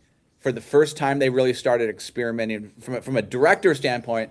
They really started experimenting with shadow and darkness. They started lighting the ship in different, interesting ways. The cameras moved in different ways. Deep Space Nine is like, I think, again, like I love all Star Trek, but what really moves me is Deep Space Nine. My intro to Star Trek was the films. Was Wrath of Khan. That was really my entry into Star Trek was the films. And so I had to go back and watch the series later on in my life. And Deep Space Nine is the one that I couldn't stop watching. It was the one that, like, literally I just like, I binged in that very unhealthy way. And I'm glad that you love it too. I'm glad, because I think it is kind of the last one that people watch. It feels like an outlier because it's a space station. It's not a ship. It doesn't, like, all the things you loved about the other ones. It doesn't have. So you think you're not going to love it, and then you end up loving it. At least for me, I ended up loving it the most. And again, I visually, I think. As you mentioned earlier, JJ took some really exciting risks with his movies, which I think worked exceptionally well. But Deep Space Nine started that experimentation, right? That was the first to really say, oh, like let's push this in a darker, deeper way. Like not everything needs to be bright. This ships can be lit like the emotion of a character, which is something we stole from them for Strange New Worlds. The ship was always a character for us, and we never one of our rules for our DPs was no set should ever be lit the same way twice. Okay. Because that set is a mood board for the characters. However the characters are feeling, let the ship express that. The ship is sort of it needs to be lit like you want the intent of the emotional of the scene. So again, I think. Even once season 5 is aired, and who knows when they're going to air it, you could go back through all 46 episodes, and I don't think you'd find that any one set was ever lit the same way twice. This is an interesting thing to know now, to check while watching. I mean, season 4 is premiering in 2 weeks, less than 2 weeks. Yeah, July 23rd. Yeah, July 23rd is the premiere episode, which I directed, which is a really exciting story. So the script was written by Akiva and Henry, as the premiere usually are. But the story was from one of our other executive producer writers, Alan McElroy. And this is a story that Alan had since he was a kid. Oh, wow. A story that, and I don't know when this is going to air, so I don't want to spoil any spoilers. But if if I, any reviews of this episode when it comes out after it airs, know that this is a story that was in the mind of one of our executive producer writers since he was a child. And he had it as a movie, he wanted to do it as other things, and he finally found the right place for it, which was the movie for Star Trek, which I was very lucky to be able to direct. Without spoilers, what are you most excited for the fans to experience with this season? I think the premiere of season 4 is really a return to form for us and a true fastball down the middle. It's a really great adventure. It's a great ensemble. All of our characters have pivotal roles. There's a great away mission. There's great drama back on the ship. There's incredible visual effects. We go to multiple strange new worlds. It really is I think it really is the best of our show, and it's really kind of our sweet spot. Again, I just think of it as a fastball down the middle, and again, it's one of those great scripts from our showrunners that was just too good to be true. Luckily I got to direct it, and it also is sort of a high water mark for us and our use of virtual production. And as you mentioned earlier, so I ended up, it was really my experience season 3 in virtual production when I realized, hey, not only have we figured virtual production out for our show, but we've actually done something with virtual production that is revolutionary. And that is making what was once, because to give credit where it's due, The Mandalorian and Lucasfilms, really invented this technology. Well, they didn't invent it. They started using this technology first for television in a widespread way. I actually used it on The Stand in a smaller use. So it was around before, but The Mandalorian really was at the forefront of it. But what we did, because we had to, not because we wanted to, because we had to shoot a show called Strange New Worlds during the pandemic, during a 2-year lockdown. So we had, necessity is the mother of invention. And we were forced to turn this technology into our one and only way of world building, because we couldn't go to Morocco or Iceland or Death Valley. We couldn't go to Strange New Worlds. We couldn't even go to the parking lot. I was eating 3 meals a day in a plastic bubble. People in the States often complain about how strict COVID was. Well, you should try living in a country that has socialized medicine. Trust me, it was a lot more strict. We were forced to take this technology that had once been a sort of luxury item or an experimental item, and we were forced to make it work for all of our world building. We literally created, every Strange New World was literally created with virtual production in our volume. And by that necessity, we became the world experts. And by that necessity, we wrangled this technology that was once something you would just do you would create a separate schedule for it. We had to turn it around and make it fit into a 10-day episodic schedule. For filmmakers out there, for line producers, studio executives, they'll know how incredibly difficult that is that I'm talking about, because you're taking something that doesn't fit neatly into a schedule and you're making it work. I sort of came to this realization season 3. Episode 1 of season 4, we really wanted to show off, and I'll just be blunt. We wanted to show what we could do with virtual production. So we shot, there's probably 20 to 25 pages, almost half of the script was shot in virtual production. There's 4 worlds in this episode that were created using virtual production. It really was sort of like, it took us a while. I mean, this isn't a technology that you just fall off, you don't just, it doesn't fall off the truck and it works, right? It takes excellence, it takes expertise, it takes trial and error, it takes hard work, it takes collaboration more than anything else. The secret weapon to virtual production truly is collaboration. But by season 4, we were the experts, and we wanted to show it. And So I would say, the sort of epic scale and scope of the premiere is really a testament to virtual production and how this technology can really shape the future of filmmaking. Before I ask follow-up questions, I do know what virtual production is, but for those who maybe don't know, could you try to explain it in a very newbie, like for noobs, for beginners who have no clue what virtual production is? Yeah, and it's very basic sense. It's using gaming technology from video games, specifically Unreal Engine. We're using the same software and hardware that people have been using for video games for decades.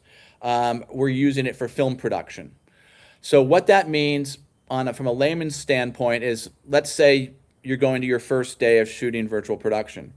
Well, you'd walk into what's called a volume, which is a giant stage that is built out of LED panels.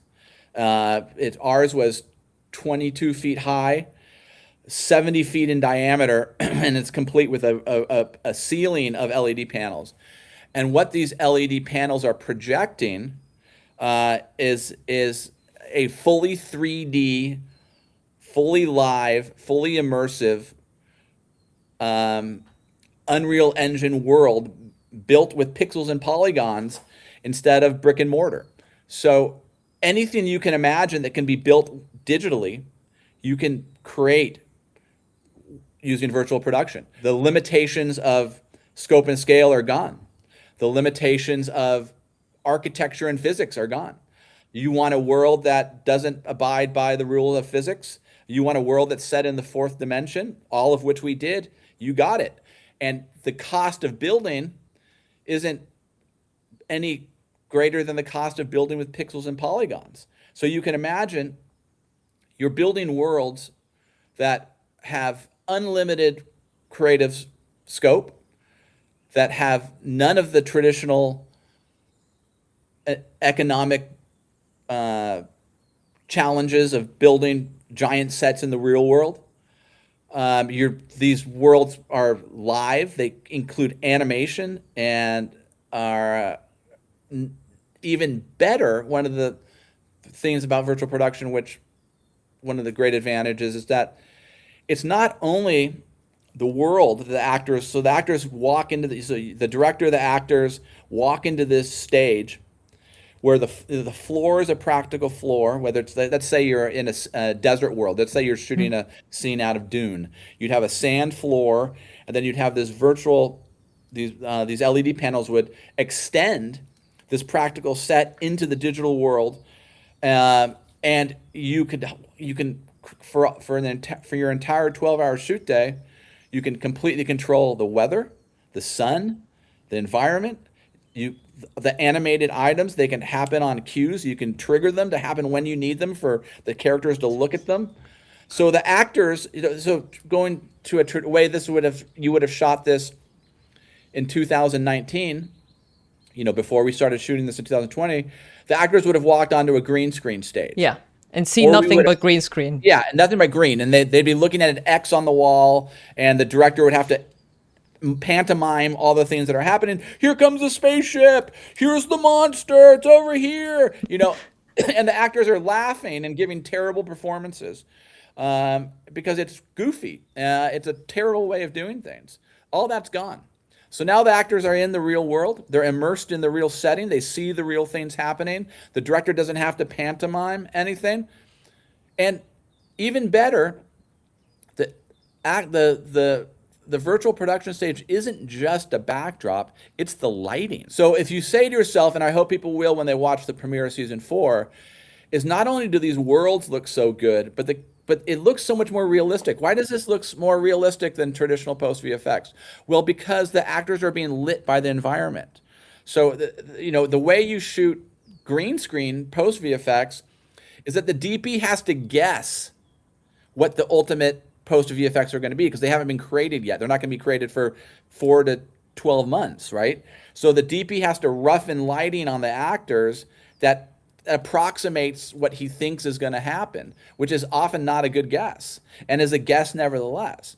With virtual production, that not only do the actors give better performances because they're in the world, not only is the director being able to direct it better because he can actually see exactly what he wants to see, but the entire image looks better because the virtual production set, the LED panels are actually lighting the actors in a realistic way. So they feel more embedded, more integrated into the world. And this is just start of the beginning of the benefits. I mean, it's also an incredibly green technology.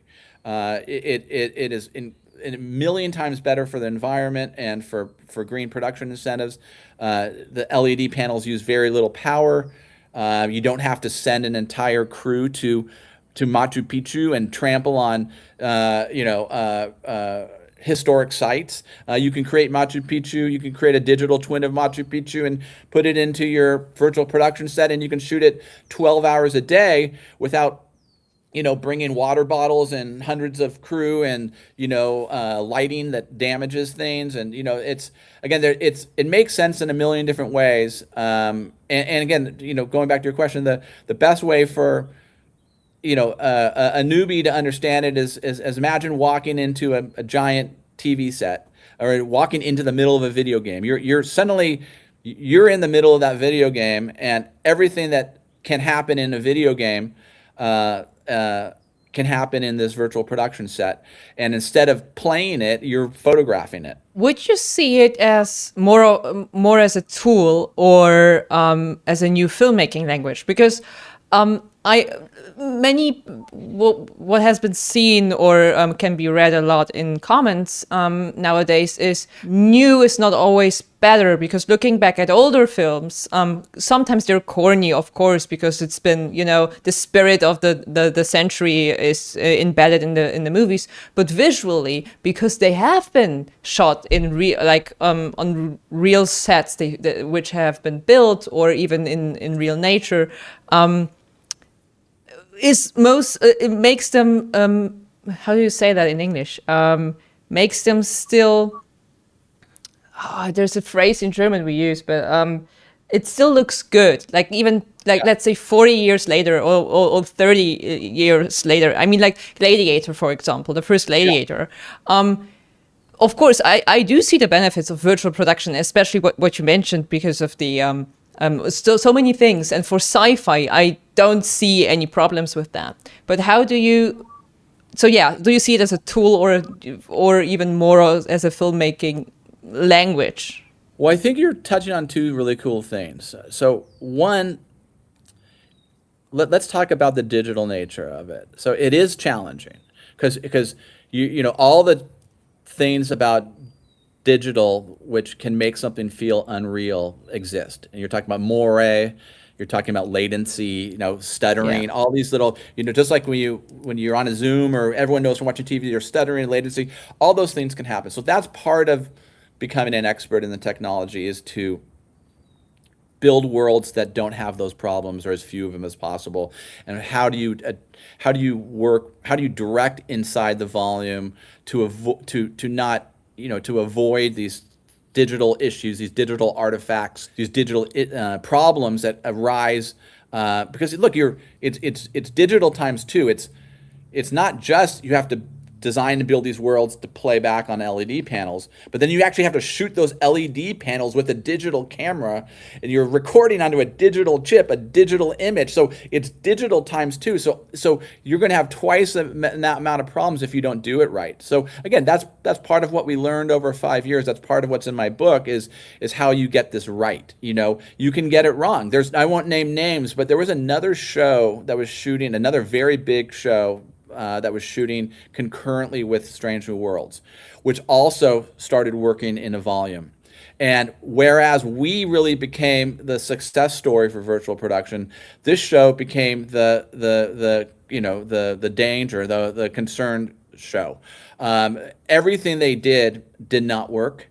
All the problems of looking fake and looking digital and not feeling realistic they had, and they in turn had to replace every single shot in post. So they ended up paying twice for their world building. So Damn. we did the opposite. We never had to replace a world in post. I understand I think the concern is that, does virtual production look fake? Well, the number one goal of good virtual production is making it look real. And look, this is a fun way to full circle moment here. So Jonah is a proponent also of virtual production. He used it on Fallout. Fallout has yeah. multiple virtual production sets. And look, and no one has a higher visual standard than Jonah. He truly is like, I mean, his eye is incredible. The fact that he's using it, he had this really great guy, AJ Shudo, who's now at Netflix. He was overseeing their volume, and Jay Worth, an incredible, our VFX producer on Person of Interest, and for me also on The Magicians, was also the VFX producer for Fallout. So Jonah, again, as always, he has an incredible team. So he's using it. So again, it's not right for everything. No new technology is right for every scene or every episode or everything. But what it is right for, it does exceptionally well and does it in a realistic way. And I do think it will stand the test of time. And I'm excited for you to watch the premiere and see what you think.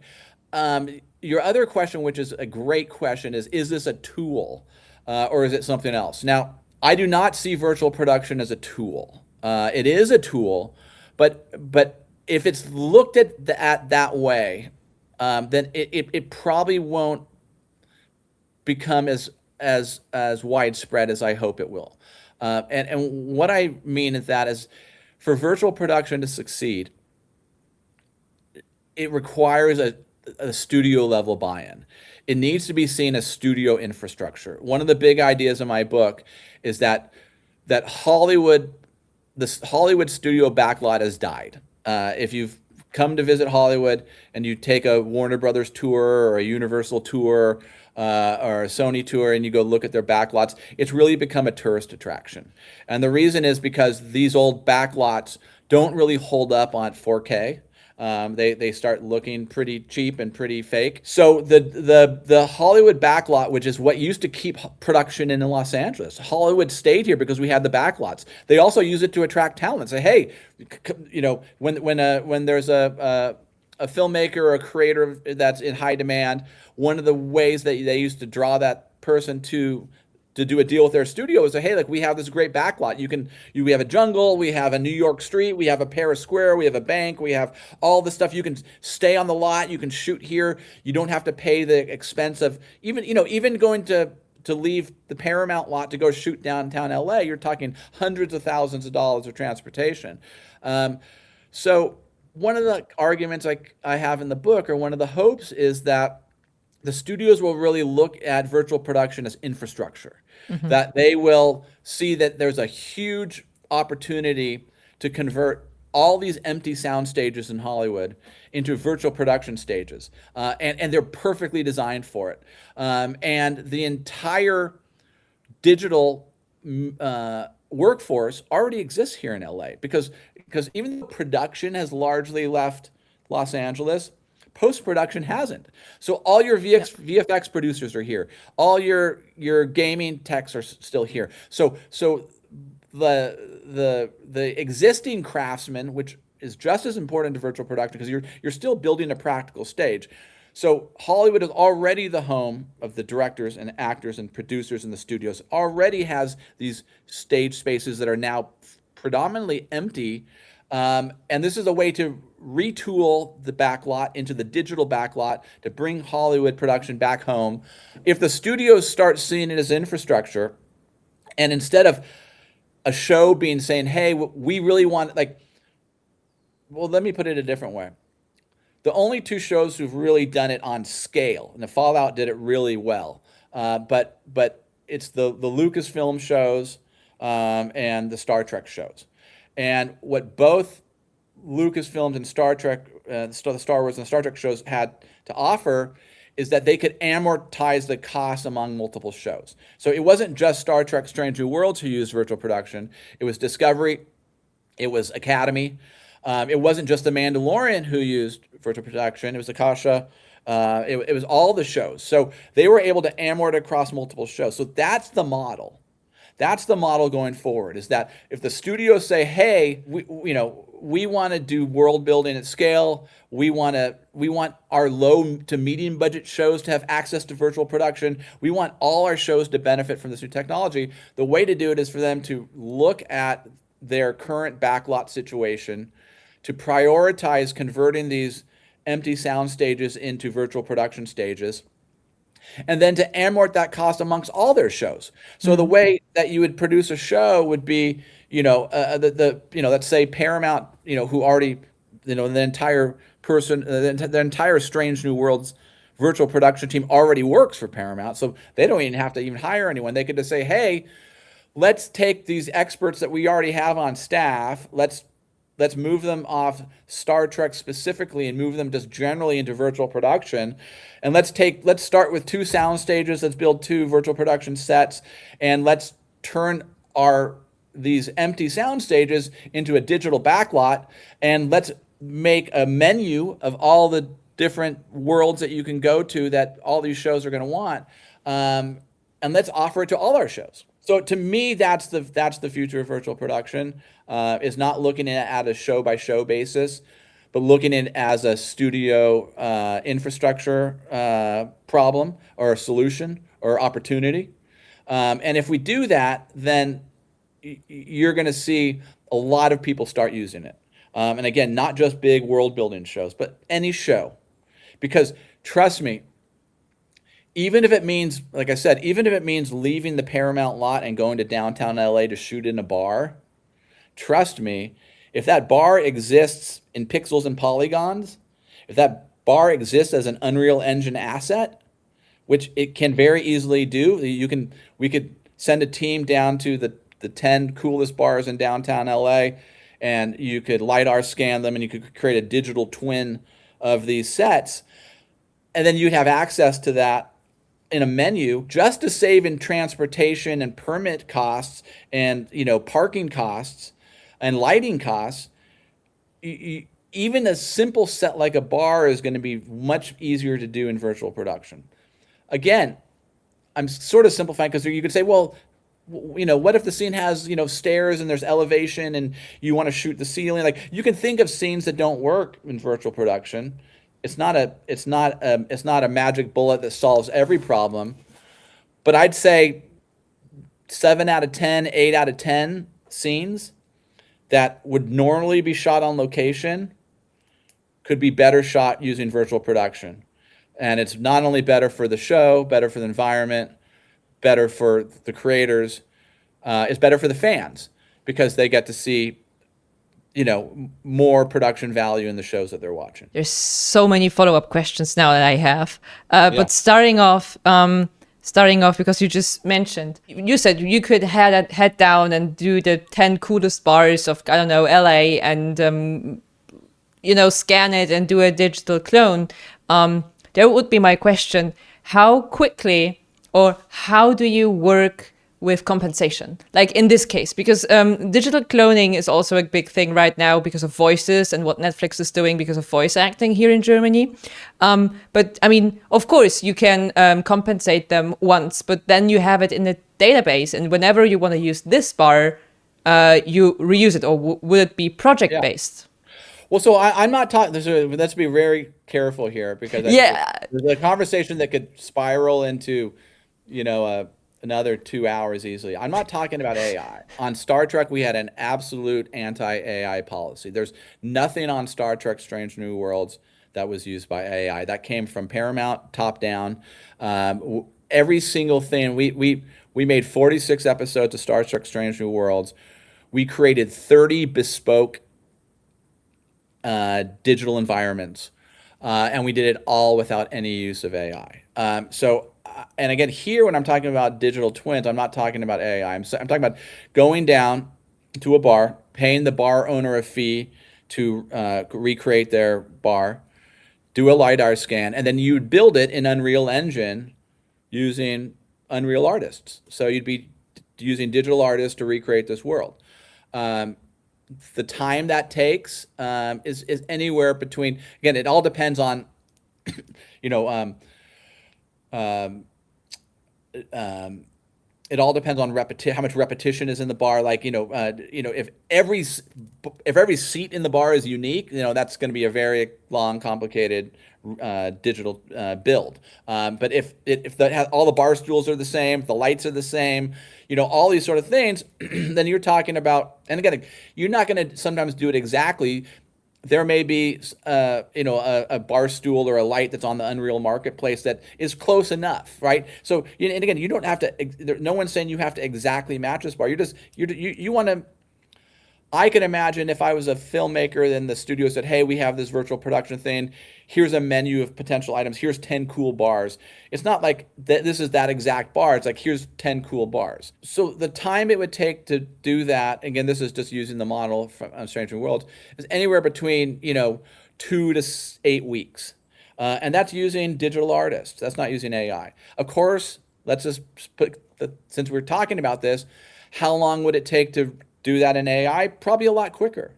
But you're talking about cutting out jobs, and there's a cost to that. And on Star Trek, you can imagine like Star Trek, we're not talking about digital twins.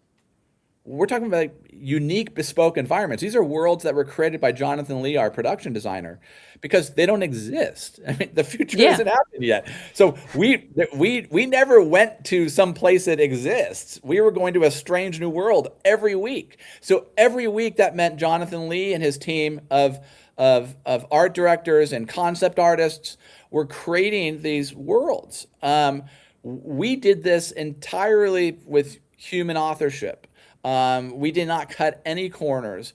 The process always began with Jonathan Lee, our production designer, and his team, and then they would create a concept. That concept would be handed off to Jason Zimmerman, and he was in charge of our virtual art department and really the brains behind all our virtual production. Everything I know from virtual production is from Jason Zimmerman, so Jay-Z and his team would take Jonathan's concept art and they would ingest it into Unreal Engine and start building this digital world.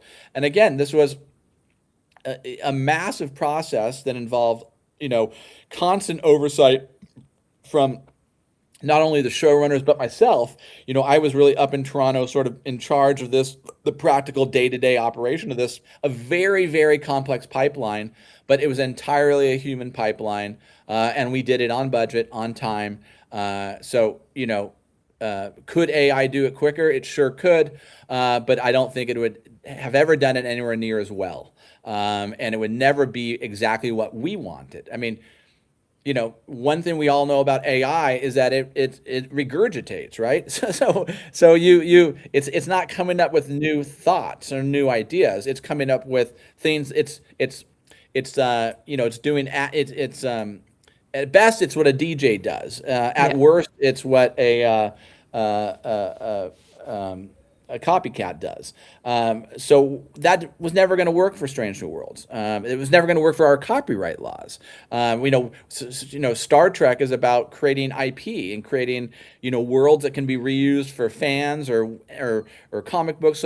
So we need full authorship over all of our worlds. So all of them have to be conceived by humans, and that's how we worked. And that's my vision of the digital backlot that I discussed in my book, is not an AI or an AI not decision. It works completely well without AI, if so desired, and people wanted to, so like let's say there's a couch, and no one cares what the couch looks like.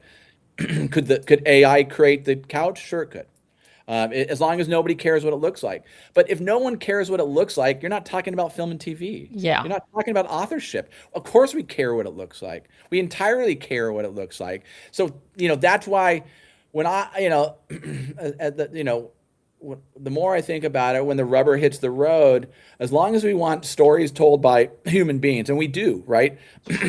Filmmaking is just an extension of, of storytelling, of sitting around a campfire, whether it's Homer and Hesiod or whatever. Like, you're talking about sitting around a campfire telling stories about life. So as long as that's what filmmaking is, it's always going to be a human process. If and when we want to use AI to speed up that process, then I think it's open, and it's open for discussion, but let's not be naive about what the consequences are. I'm just tapping into it, not because I believe that virtual production would replace anyone. It's just because there's a very quick misconception when you talk about digital things or innovation. Yes. People just straight think AI, or that people are going to be replaced by technology, which is not always the case, because technology needs to be operated by human beings. Look, in some ways, virtual production's relationship to AI is like Terminator 2, right? Like, we're the good robot, and they're the bad robot. Like, virtual production, is it better, cheaper, faster? It is. It's better, cheaper, faster, but it's entirely human controlled.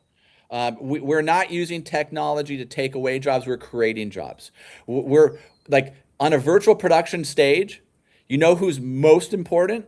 The old school craftsman, because you have to build a practical set for the actors to act on that blends perfectly with the digital world. So you have painters interacting with digital artists. You have hair and makeup people interacting with digital artists. So you have your entire old school craft people that are more important than ever, because they have to create this practical stage, even if it's small, or even it's smaller than it would be normally. You're creating a lot of them, and it has to completely blend with the digital art extension. So it's not only a new way of thinking, it's a new pipeline, and it's entirely collaborative and human driven.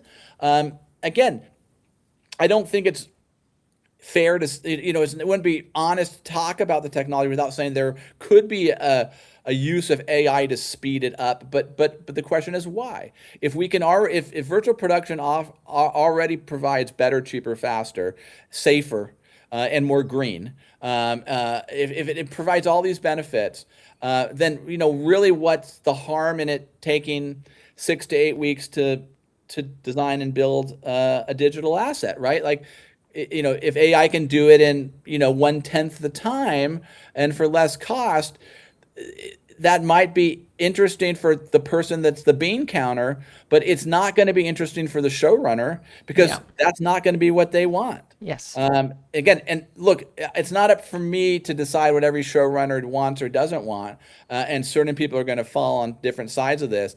But the showrunners that I've had the pleasure of working for, the Jonah Nolans of the world, the Akiva Goldsmans of the world, I mean, these are people that are hypersensitive down to the thread on a shirt, right? These are captains of ships that need to know everything that's going on, So to suddenly pass over the world building or the set design or the creation of the look of the lighting to someone that isn't fully invested in their vision, seems contrary to how this business works. This is so freaking interesting, and as you just said, probably we could talk for hours. But I'm still curious about the creative process while working with virtual production. Before I ask you more about your book, because does it move creative decisions earlier into pre-production? Yeah, so that's, I'd say, one of the big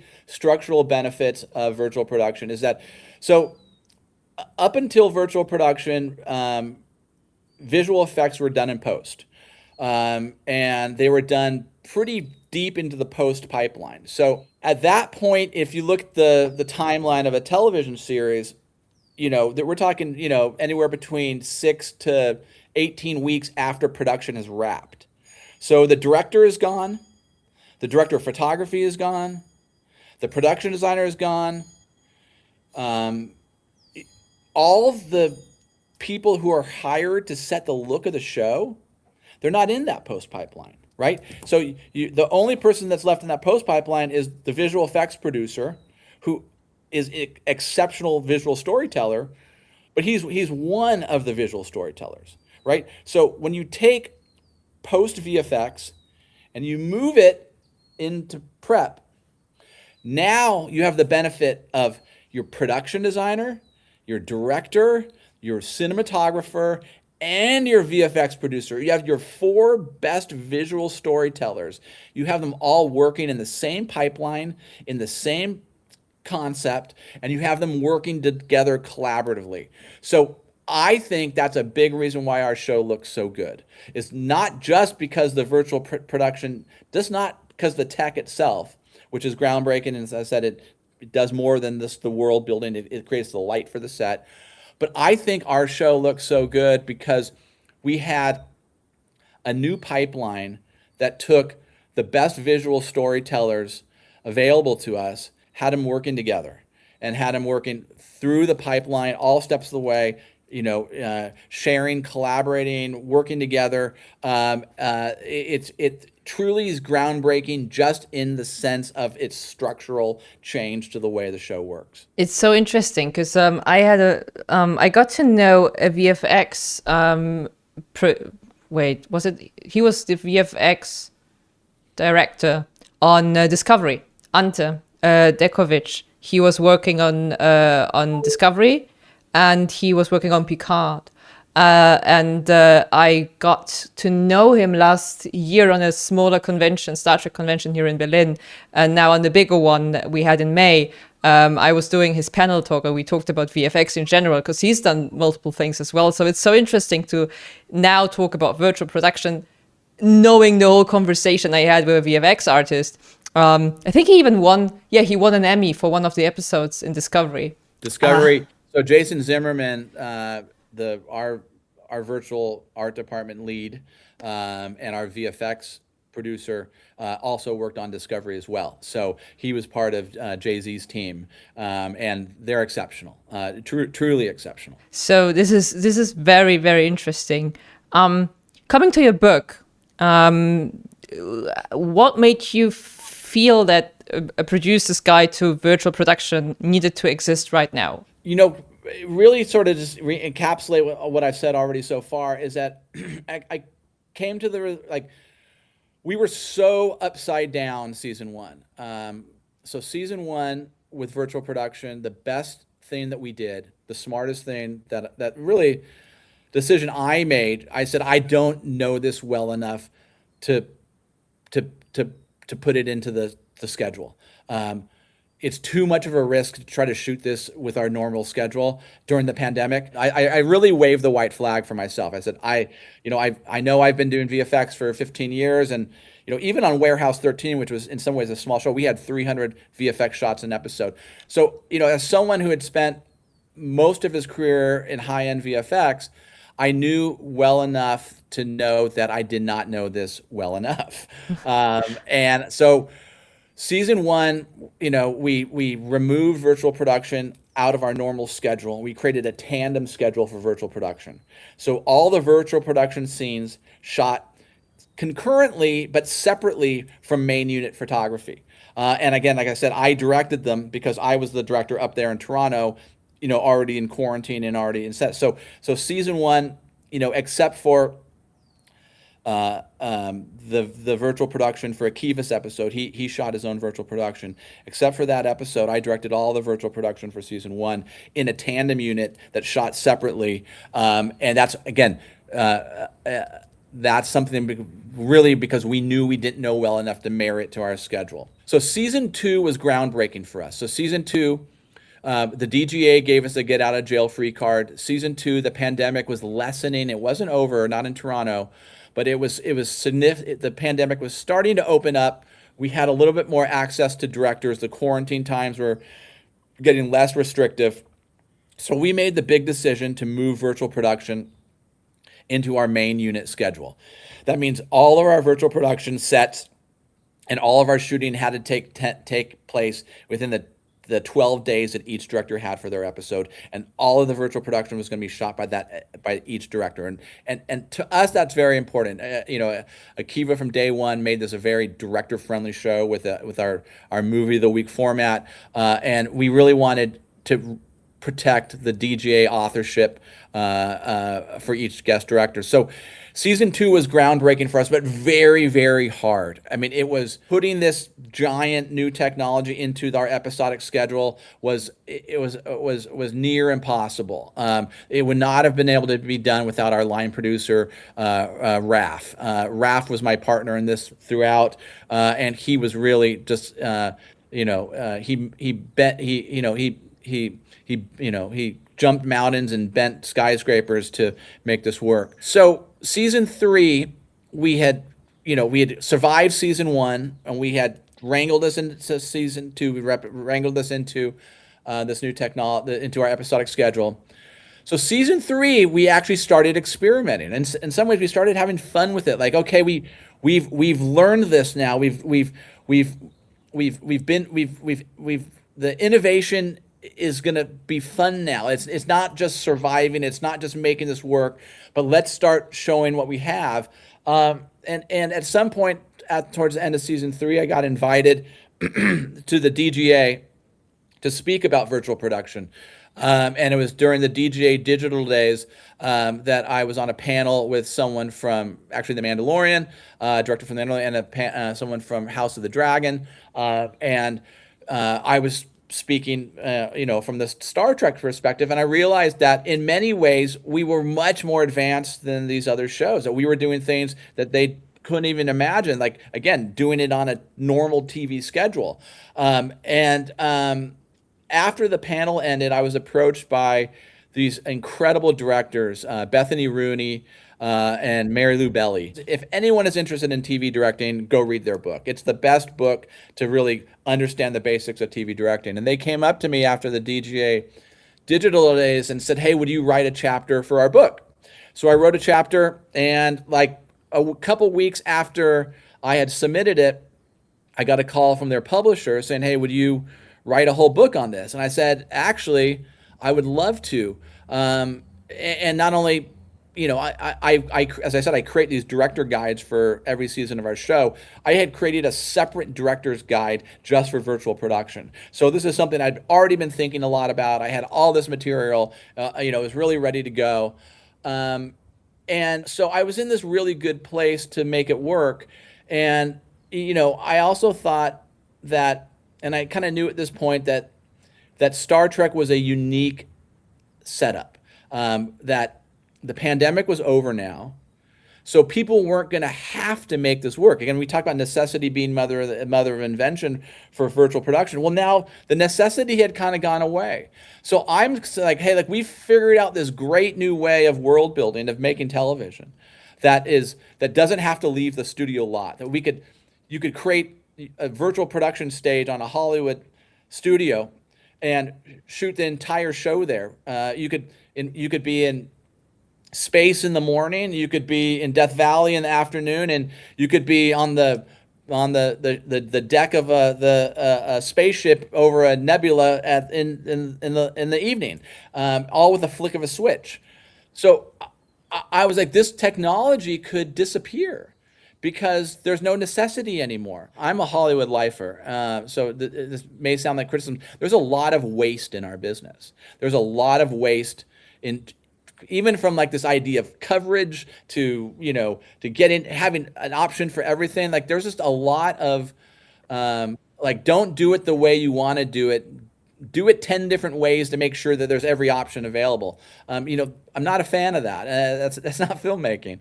And virtual production is, in some ways a really great antithesis to this kind of waste. And it, and we made it work. Kind of I was inspired to write the book to really share with the world what we learned on Star Trek Strange New Worlds, how we made it work, how we took something that seemed impossible and made it into a repeatable, scalable, cost-effective production model. A production model that every studio can use, that every show can use, that any filmmaker can understand if they want to learn something new. Now, Hollywood didn't become the leader of entertainment by standing still. You don't rest on your laurels and expect people to keep shooting here. So if Hollywood wants to win back production, Hollywood needs to start being innovative again. They need to start saying, hey, look, we can't just say we're the best in the world. Let's go be the best in the world. If we truly are the innovators, let's go innovate. If we are the technologists, let's embrace technology. So I think in some ways, the book was really a challenge to Hollywood to say, hey, look, you're sitting on this thing. We had to make this work. In order to make Strange New Worlds succeed, the show lived or died on virtual production. But what we learned is actually something more than just a pandemic solution. We learned something that's a solution for runaway production in Hollywood. We learned a way to keep production local by utilizing what Hollywood has in abundance.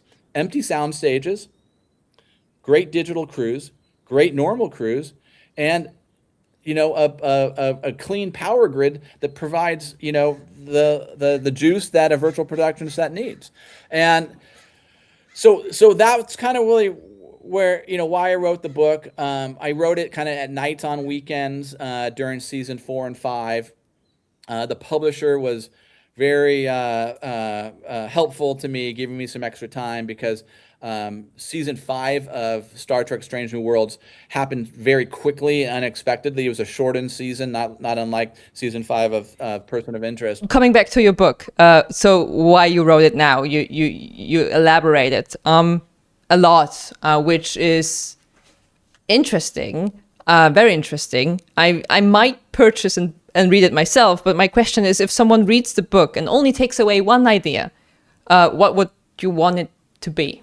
That collaboration is the beauty and reason of filmmaking. That it was funny that it was never the technology that failed us. It was never the difficulty of learning a new production method. It was never the the pixels and the polygons, or there was nothing. There was nothing that ever got in the way that was new. Everything, success and failure always came back to collaboration. And truly, that is the joy of making a film, is bringing together all these intelligent people and coming into a space and figuring out a way to tell a story together. And more than ever, because as we said, we talked about the pipeline change. It's not just a new technology. It's a new pipeline. It's a new way of thinking. Everyone's doing new jobs. There's the production designer is doing a new job. The director is doing a new job. Everyone's learning something new. That it all came down to collaboration. And our most successful sets are the sets that were truly the most fun making, that they're the most collaborative. And the problems we faced, literally every problem we faced is when something got siloed. When someone either said, oh my God, I have this really great idea, but I want to save it and I want to share it later. Like, no, that's the worst thing. Like, just get it out. Like, so whenever collaboration wasn't the number one goal, that's the times when we started having issues. And luckily, we none of our issues ever being fatal. We had, a 100% success rate with our digital environments, with our worlds in general. But collaboration is king. That would be my takeaway. Was it important to write a book from a producer's and storyteller's perspective rather than being too technical about it? So that's exactly what the book is. So thank you for bringing that up. So there's plenty of books out there for Unreal artists and digital artists. And I'm not an Unreal artist and I'm not a digital artist. I make that a point up front, that this is a book for everyone else, really. But I think it's also a helpful book for Unreal artists. It's always great to know how and why you're being produced, and what the layman, what the non-experts are actually looking at and thinking of, because those digital artists also have to fit inside our pipeline and within our budget and within our sort of our purview of how to make this work right. But yeah, it's really a book for filmmakers, for producers, for executives, for anyone and everyone that's working currently in a digital pipeline, but also for people that are evaluating it. Hey, is this right for our show? Or for a studio saying, hey, I've heard about virtual production, like it sounds scary, like to build a new virtual production stage is, many millions of dollars, anywhere between $5 and $10 million, to build a world building volume. So it's that buy-in is scary. So I wanted to help people with that buy-in, say, yes, it's going to cost this up front, but if that's studio infrastructure, that can be amortized amongst all shows. And here's what you get. What you get: better, cheaper, faster. So, how does did working with virtual production change the way you think about directing? No, it actually enforced sort of the things I knew to be true. Is that there's no heroes, especially not the director. You have to have a great team and trust your team, and you have to collaborate. And storytelling is a collaborative art form. Yeah, it really sort of, I think one of the funnest things about virtual production is that it embraces traditional stagecraft. Like I said, like you're building this. We called it our Mardi Gras parade, and that was our fun way of saying that. So you have this LED set, but you have to fill it with a practical stage, and it has to have all the same, textures and steam and wind. All the things that you're seeing in this digital extension have to exist in this practical stage. So the most fun, I thought, it was like, at first, I think our traditional stage crew and our traditional craftsmen thought that they were out of a job. In fact, their jobs became more important because we had to build 30 of these. And this was the kind of world building you don't do on a green screen set that you do on a virtual production stage. So that was I'd say that was for me, like one of the really fun surprises of virtual production is embracing traditional stagecraft, and embracing traditional directing sort of rules, like how to make it look real, how to use old school effects to really sell the digital extension. And look, certainly there are lots of new things that a director needs to be aware of, but they're kind of easy to learn and they're kind of boring to talk about, and it's any director can easily learn the new rules of virtual production. It's not some crash course that's needed in how to make it work. It's really don't forget what you're there for. Don't forget what you already know. Like, come there with a vision, and use the camera to tell the story in the same personal, emotional, subjective way. Because great filmmaking is great filmmaking, whether it's on a virtual production stage or whether it's on a traditional set. Besides virtual production, what has changed the most about your job or the job in the creative filmmaking space? I mean, you've worked through network TV, network TV streaming, franchise television now, or you did low budget things way before. So what changed the most? Actually, things haven't changed the most. I think, again, my 10 years spent in independent film is the best 10 years of my foundation for my career. Even at the budget level of a show like Star Trek: Strange New Worlds, the lessons I learned in frugality, and making sure the money goes onto the screen and not anywhere else. Fighting for what I know creatively works. When knowing when to spend the money and when not to. Again, look it's hard to. One way to explain this. So on an independent film set, it's me. It's the director. Like, I'm also the writer and also the producer. Like, it's me. Every decision is up to me. Everything, like, if the truck is late, it's up to me. If an actress falls and hurts their leg, that's up to me. Like, every problem is my problem. Everything that's happening is up to me. I have to make all these decisions and I have to make them right. You're often, at the budget level you're working at, like, most of the people on your set are going to be very inexperienced. Sometimes you're going to have people there that have never been on a set in their life. So you're often the most experienced person on set. TV is the opposite. TV is the opposite. As a guest director, you're walking onto a set with every bell and whistle. There's someone there to help you with everything. There's a writer there to help you stay on track. There's Emmy nominated or Emmy winning VFX producer to help create your world. Like, so you have this incredible, very high end crew. But don't ever forget that you have to be involved with everything. And I think that's what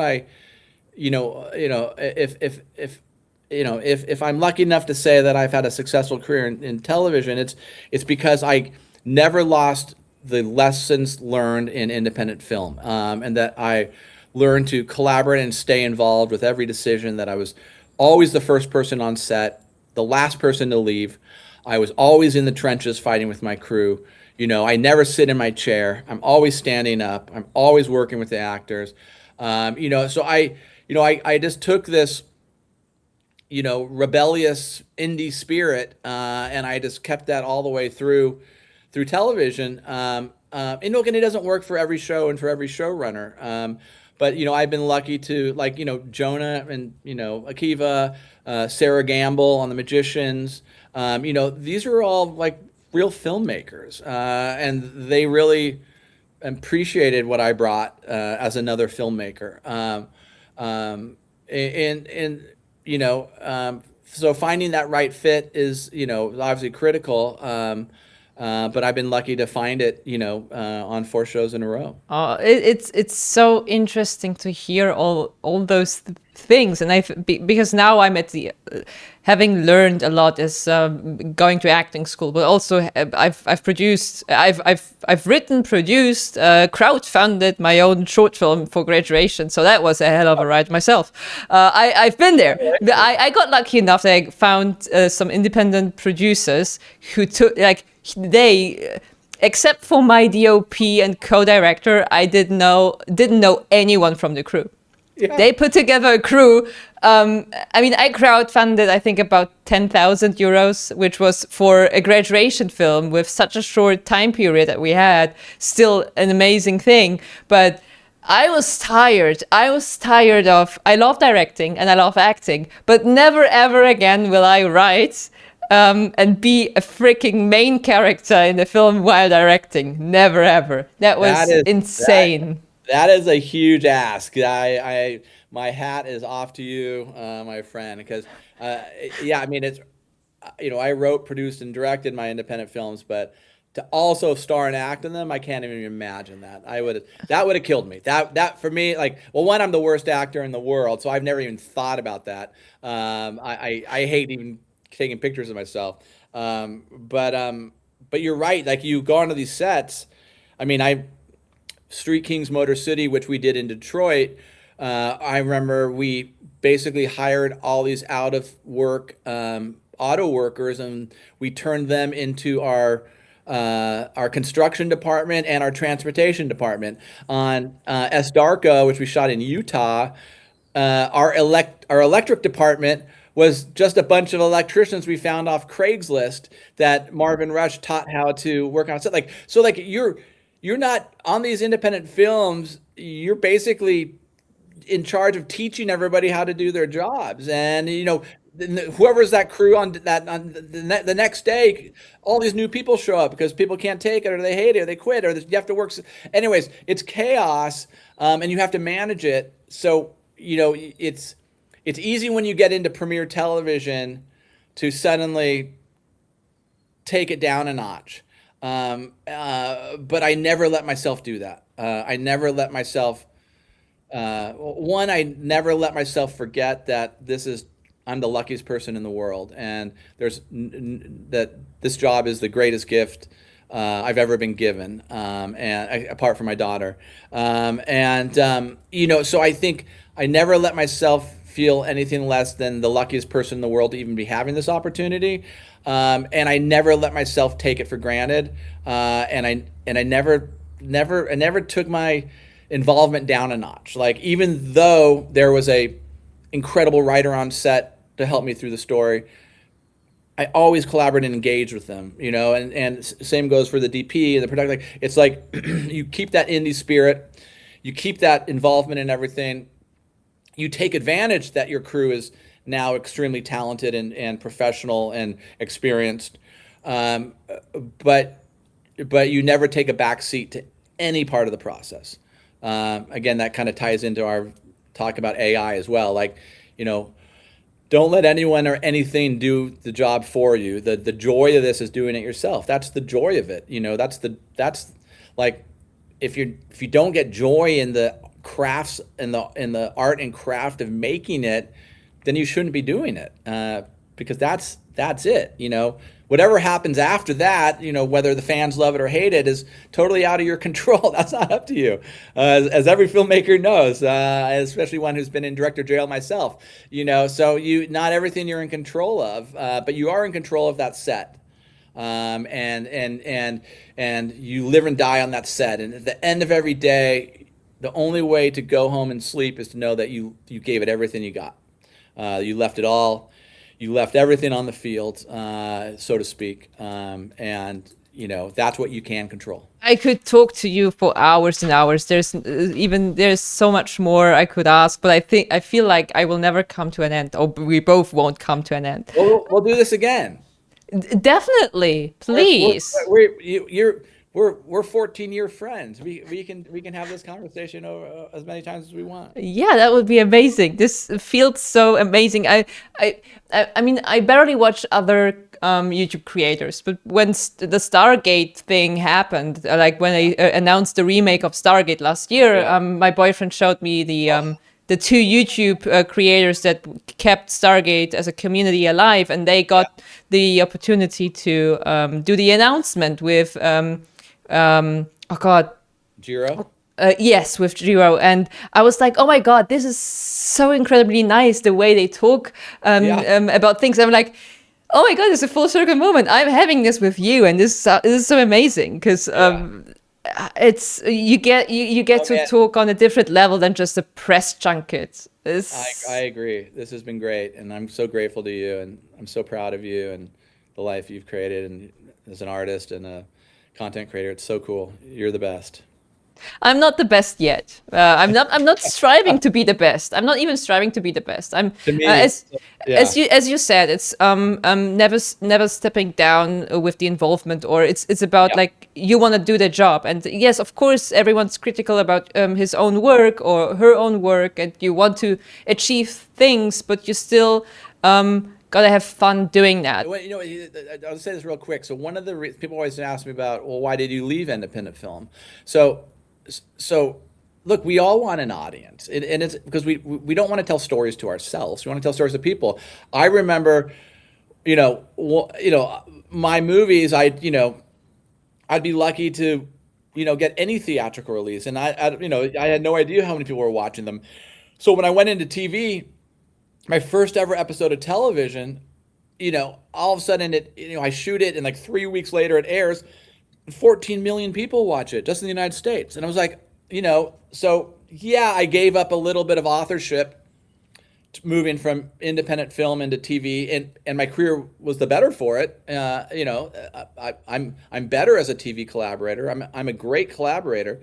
And I got this audience. So suddenly, why would I'm not going to say that what didn't feel great. That felt amazing to have so many people enjoy a story that I created for them, so of course it matters. Having an audience and having people appreciate you, you can call it fame, or you can call it a lot of other things that don't sound quite as,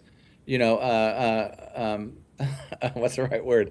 Selfish, so we all want an audience, and to not think that everyone in this business isn't searching for an audience is not accurate. Yeah. I know that you are a great collaborator just by, I asked Martin Quinn just one simple question in May, and he, because I was like, oh, he's the right guy to ask. then he gave such a great answer. And I was like, okay, you got to work with Chris Fisher. Just how is it to work with him? And then he started to talk and talk and talk. And I was like, damn, I want to work with him as well. And I really, truly would love to work with you one day as well, like with so many people.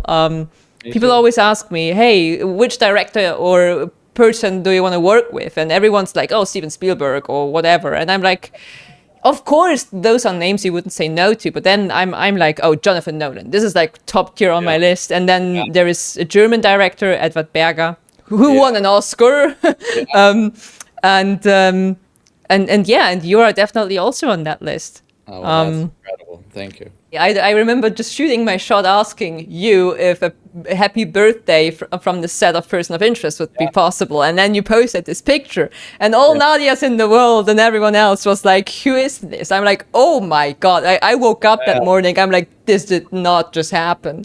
Wasn't I remember that cool? I remember doing that. That was so awesome. We love to do that for you. It was our that was amazing because I didn't like. I was like, oh, maybe some side character, some person that has time on that day, and then this. I was like, oh my God, little me was very happy, and I'm still happy because I recall this every year. I'm like, look at this. Oh my God, that's so great. I love that story. Oh, it was amazing. Yeah. This whole thing was very wholesome. I mean, when you wrote me yesterday, oh, I have like 2 hours. I was sitting there. I'm like, 2 hours? Nah, we're never gonna fill 2 hours. And I'm looking at the time right now. It's like 2.5 hours. Damn. Well, let's do it again. Let's please. Yeah, I would love to. We should meet again after. So I was really lucky for season 4. I was able to direct the premiere, which is July 23rd. I also got to direct the season finale, which is September 24th, and that's a really great episode. I think it's one that you're really going to like. So we should talk again after you've watched season 4, and we can kind of do a roundup of the season.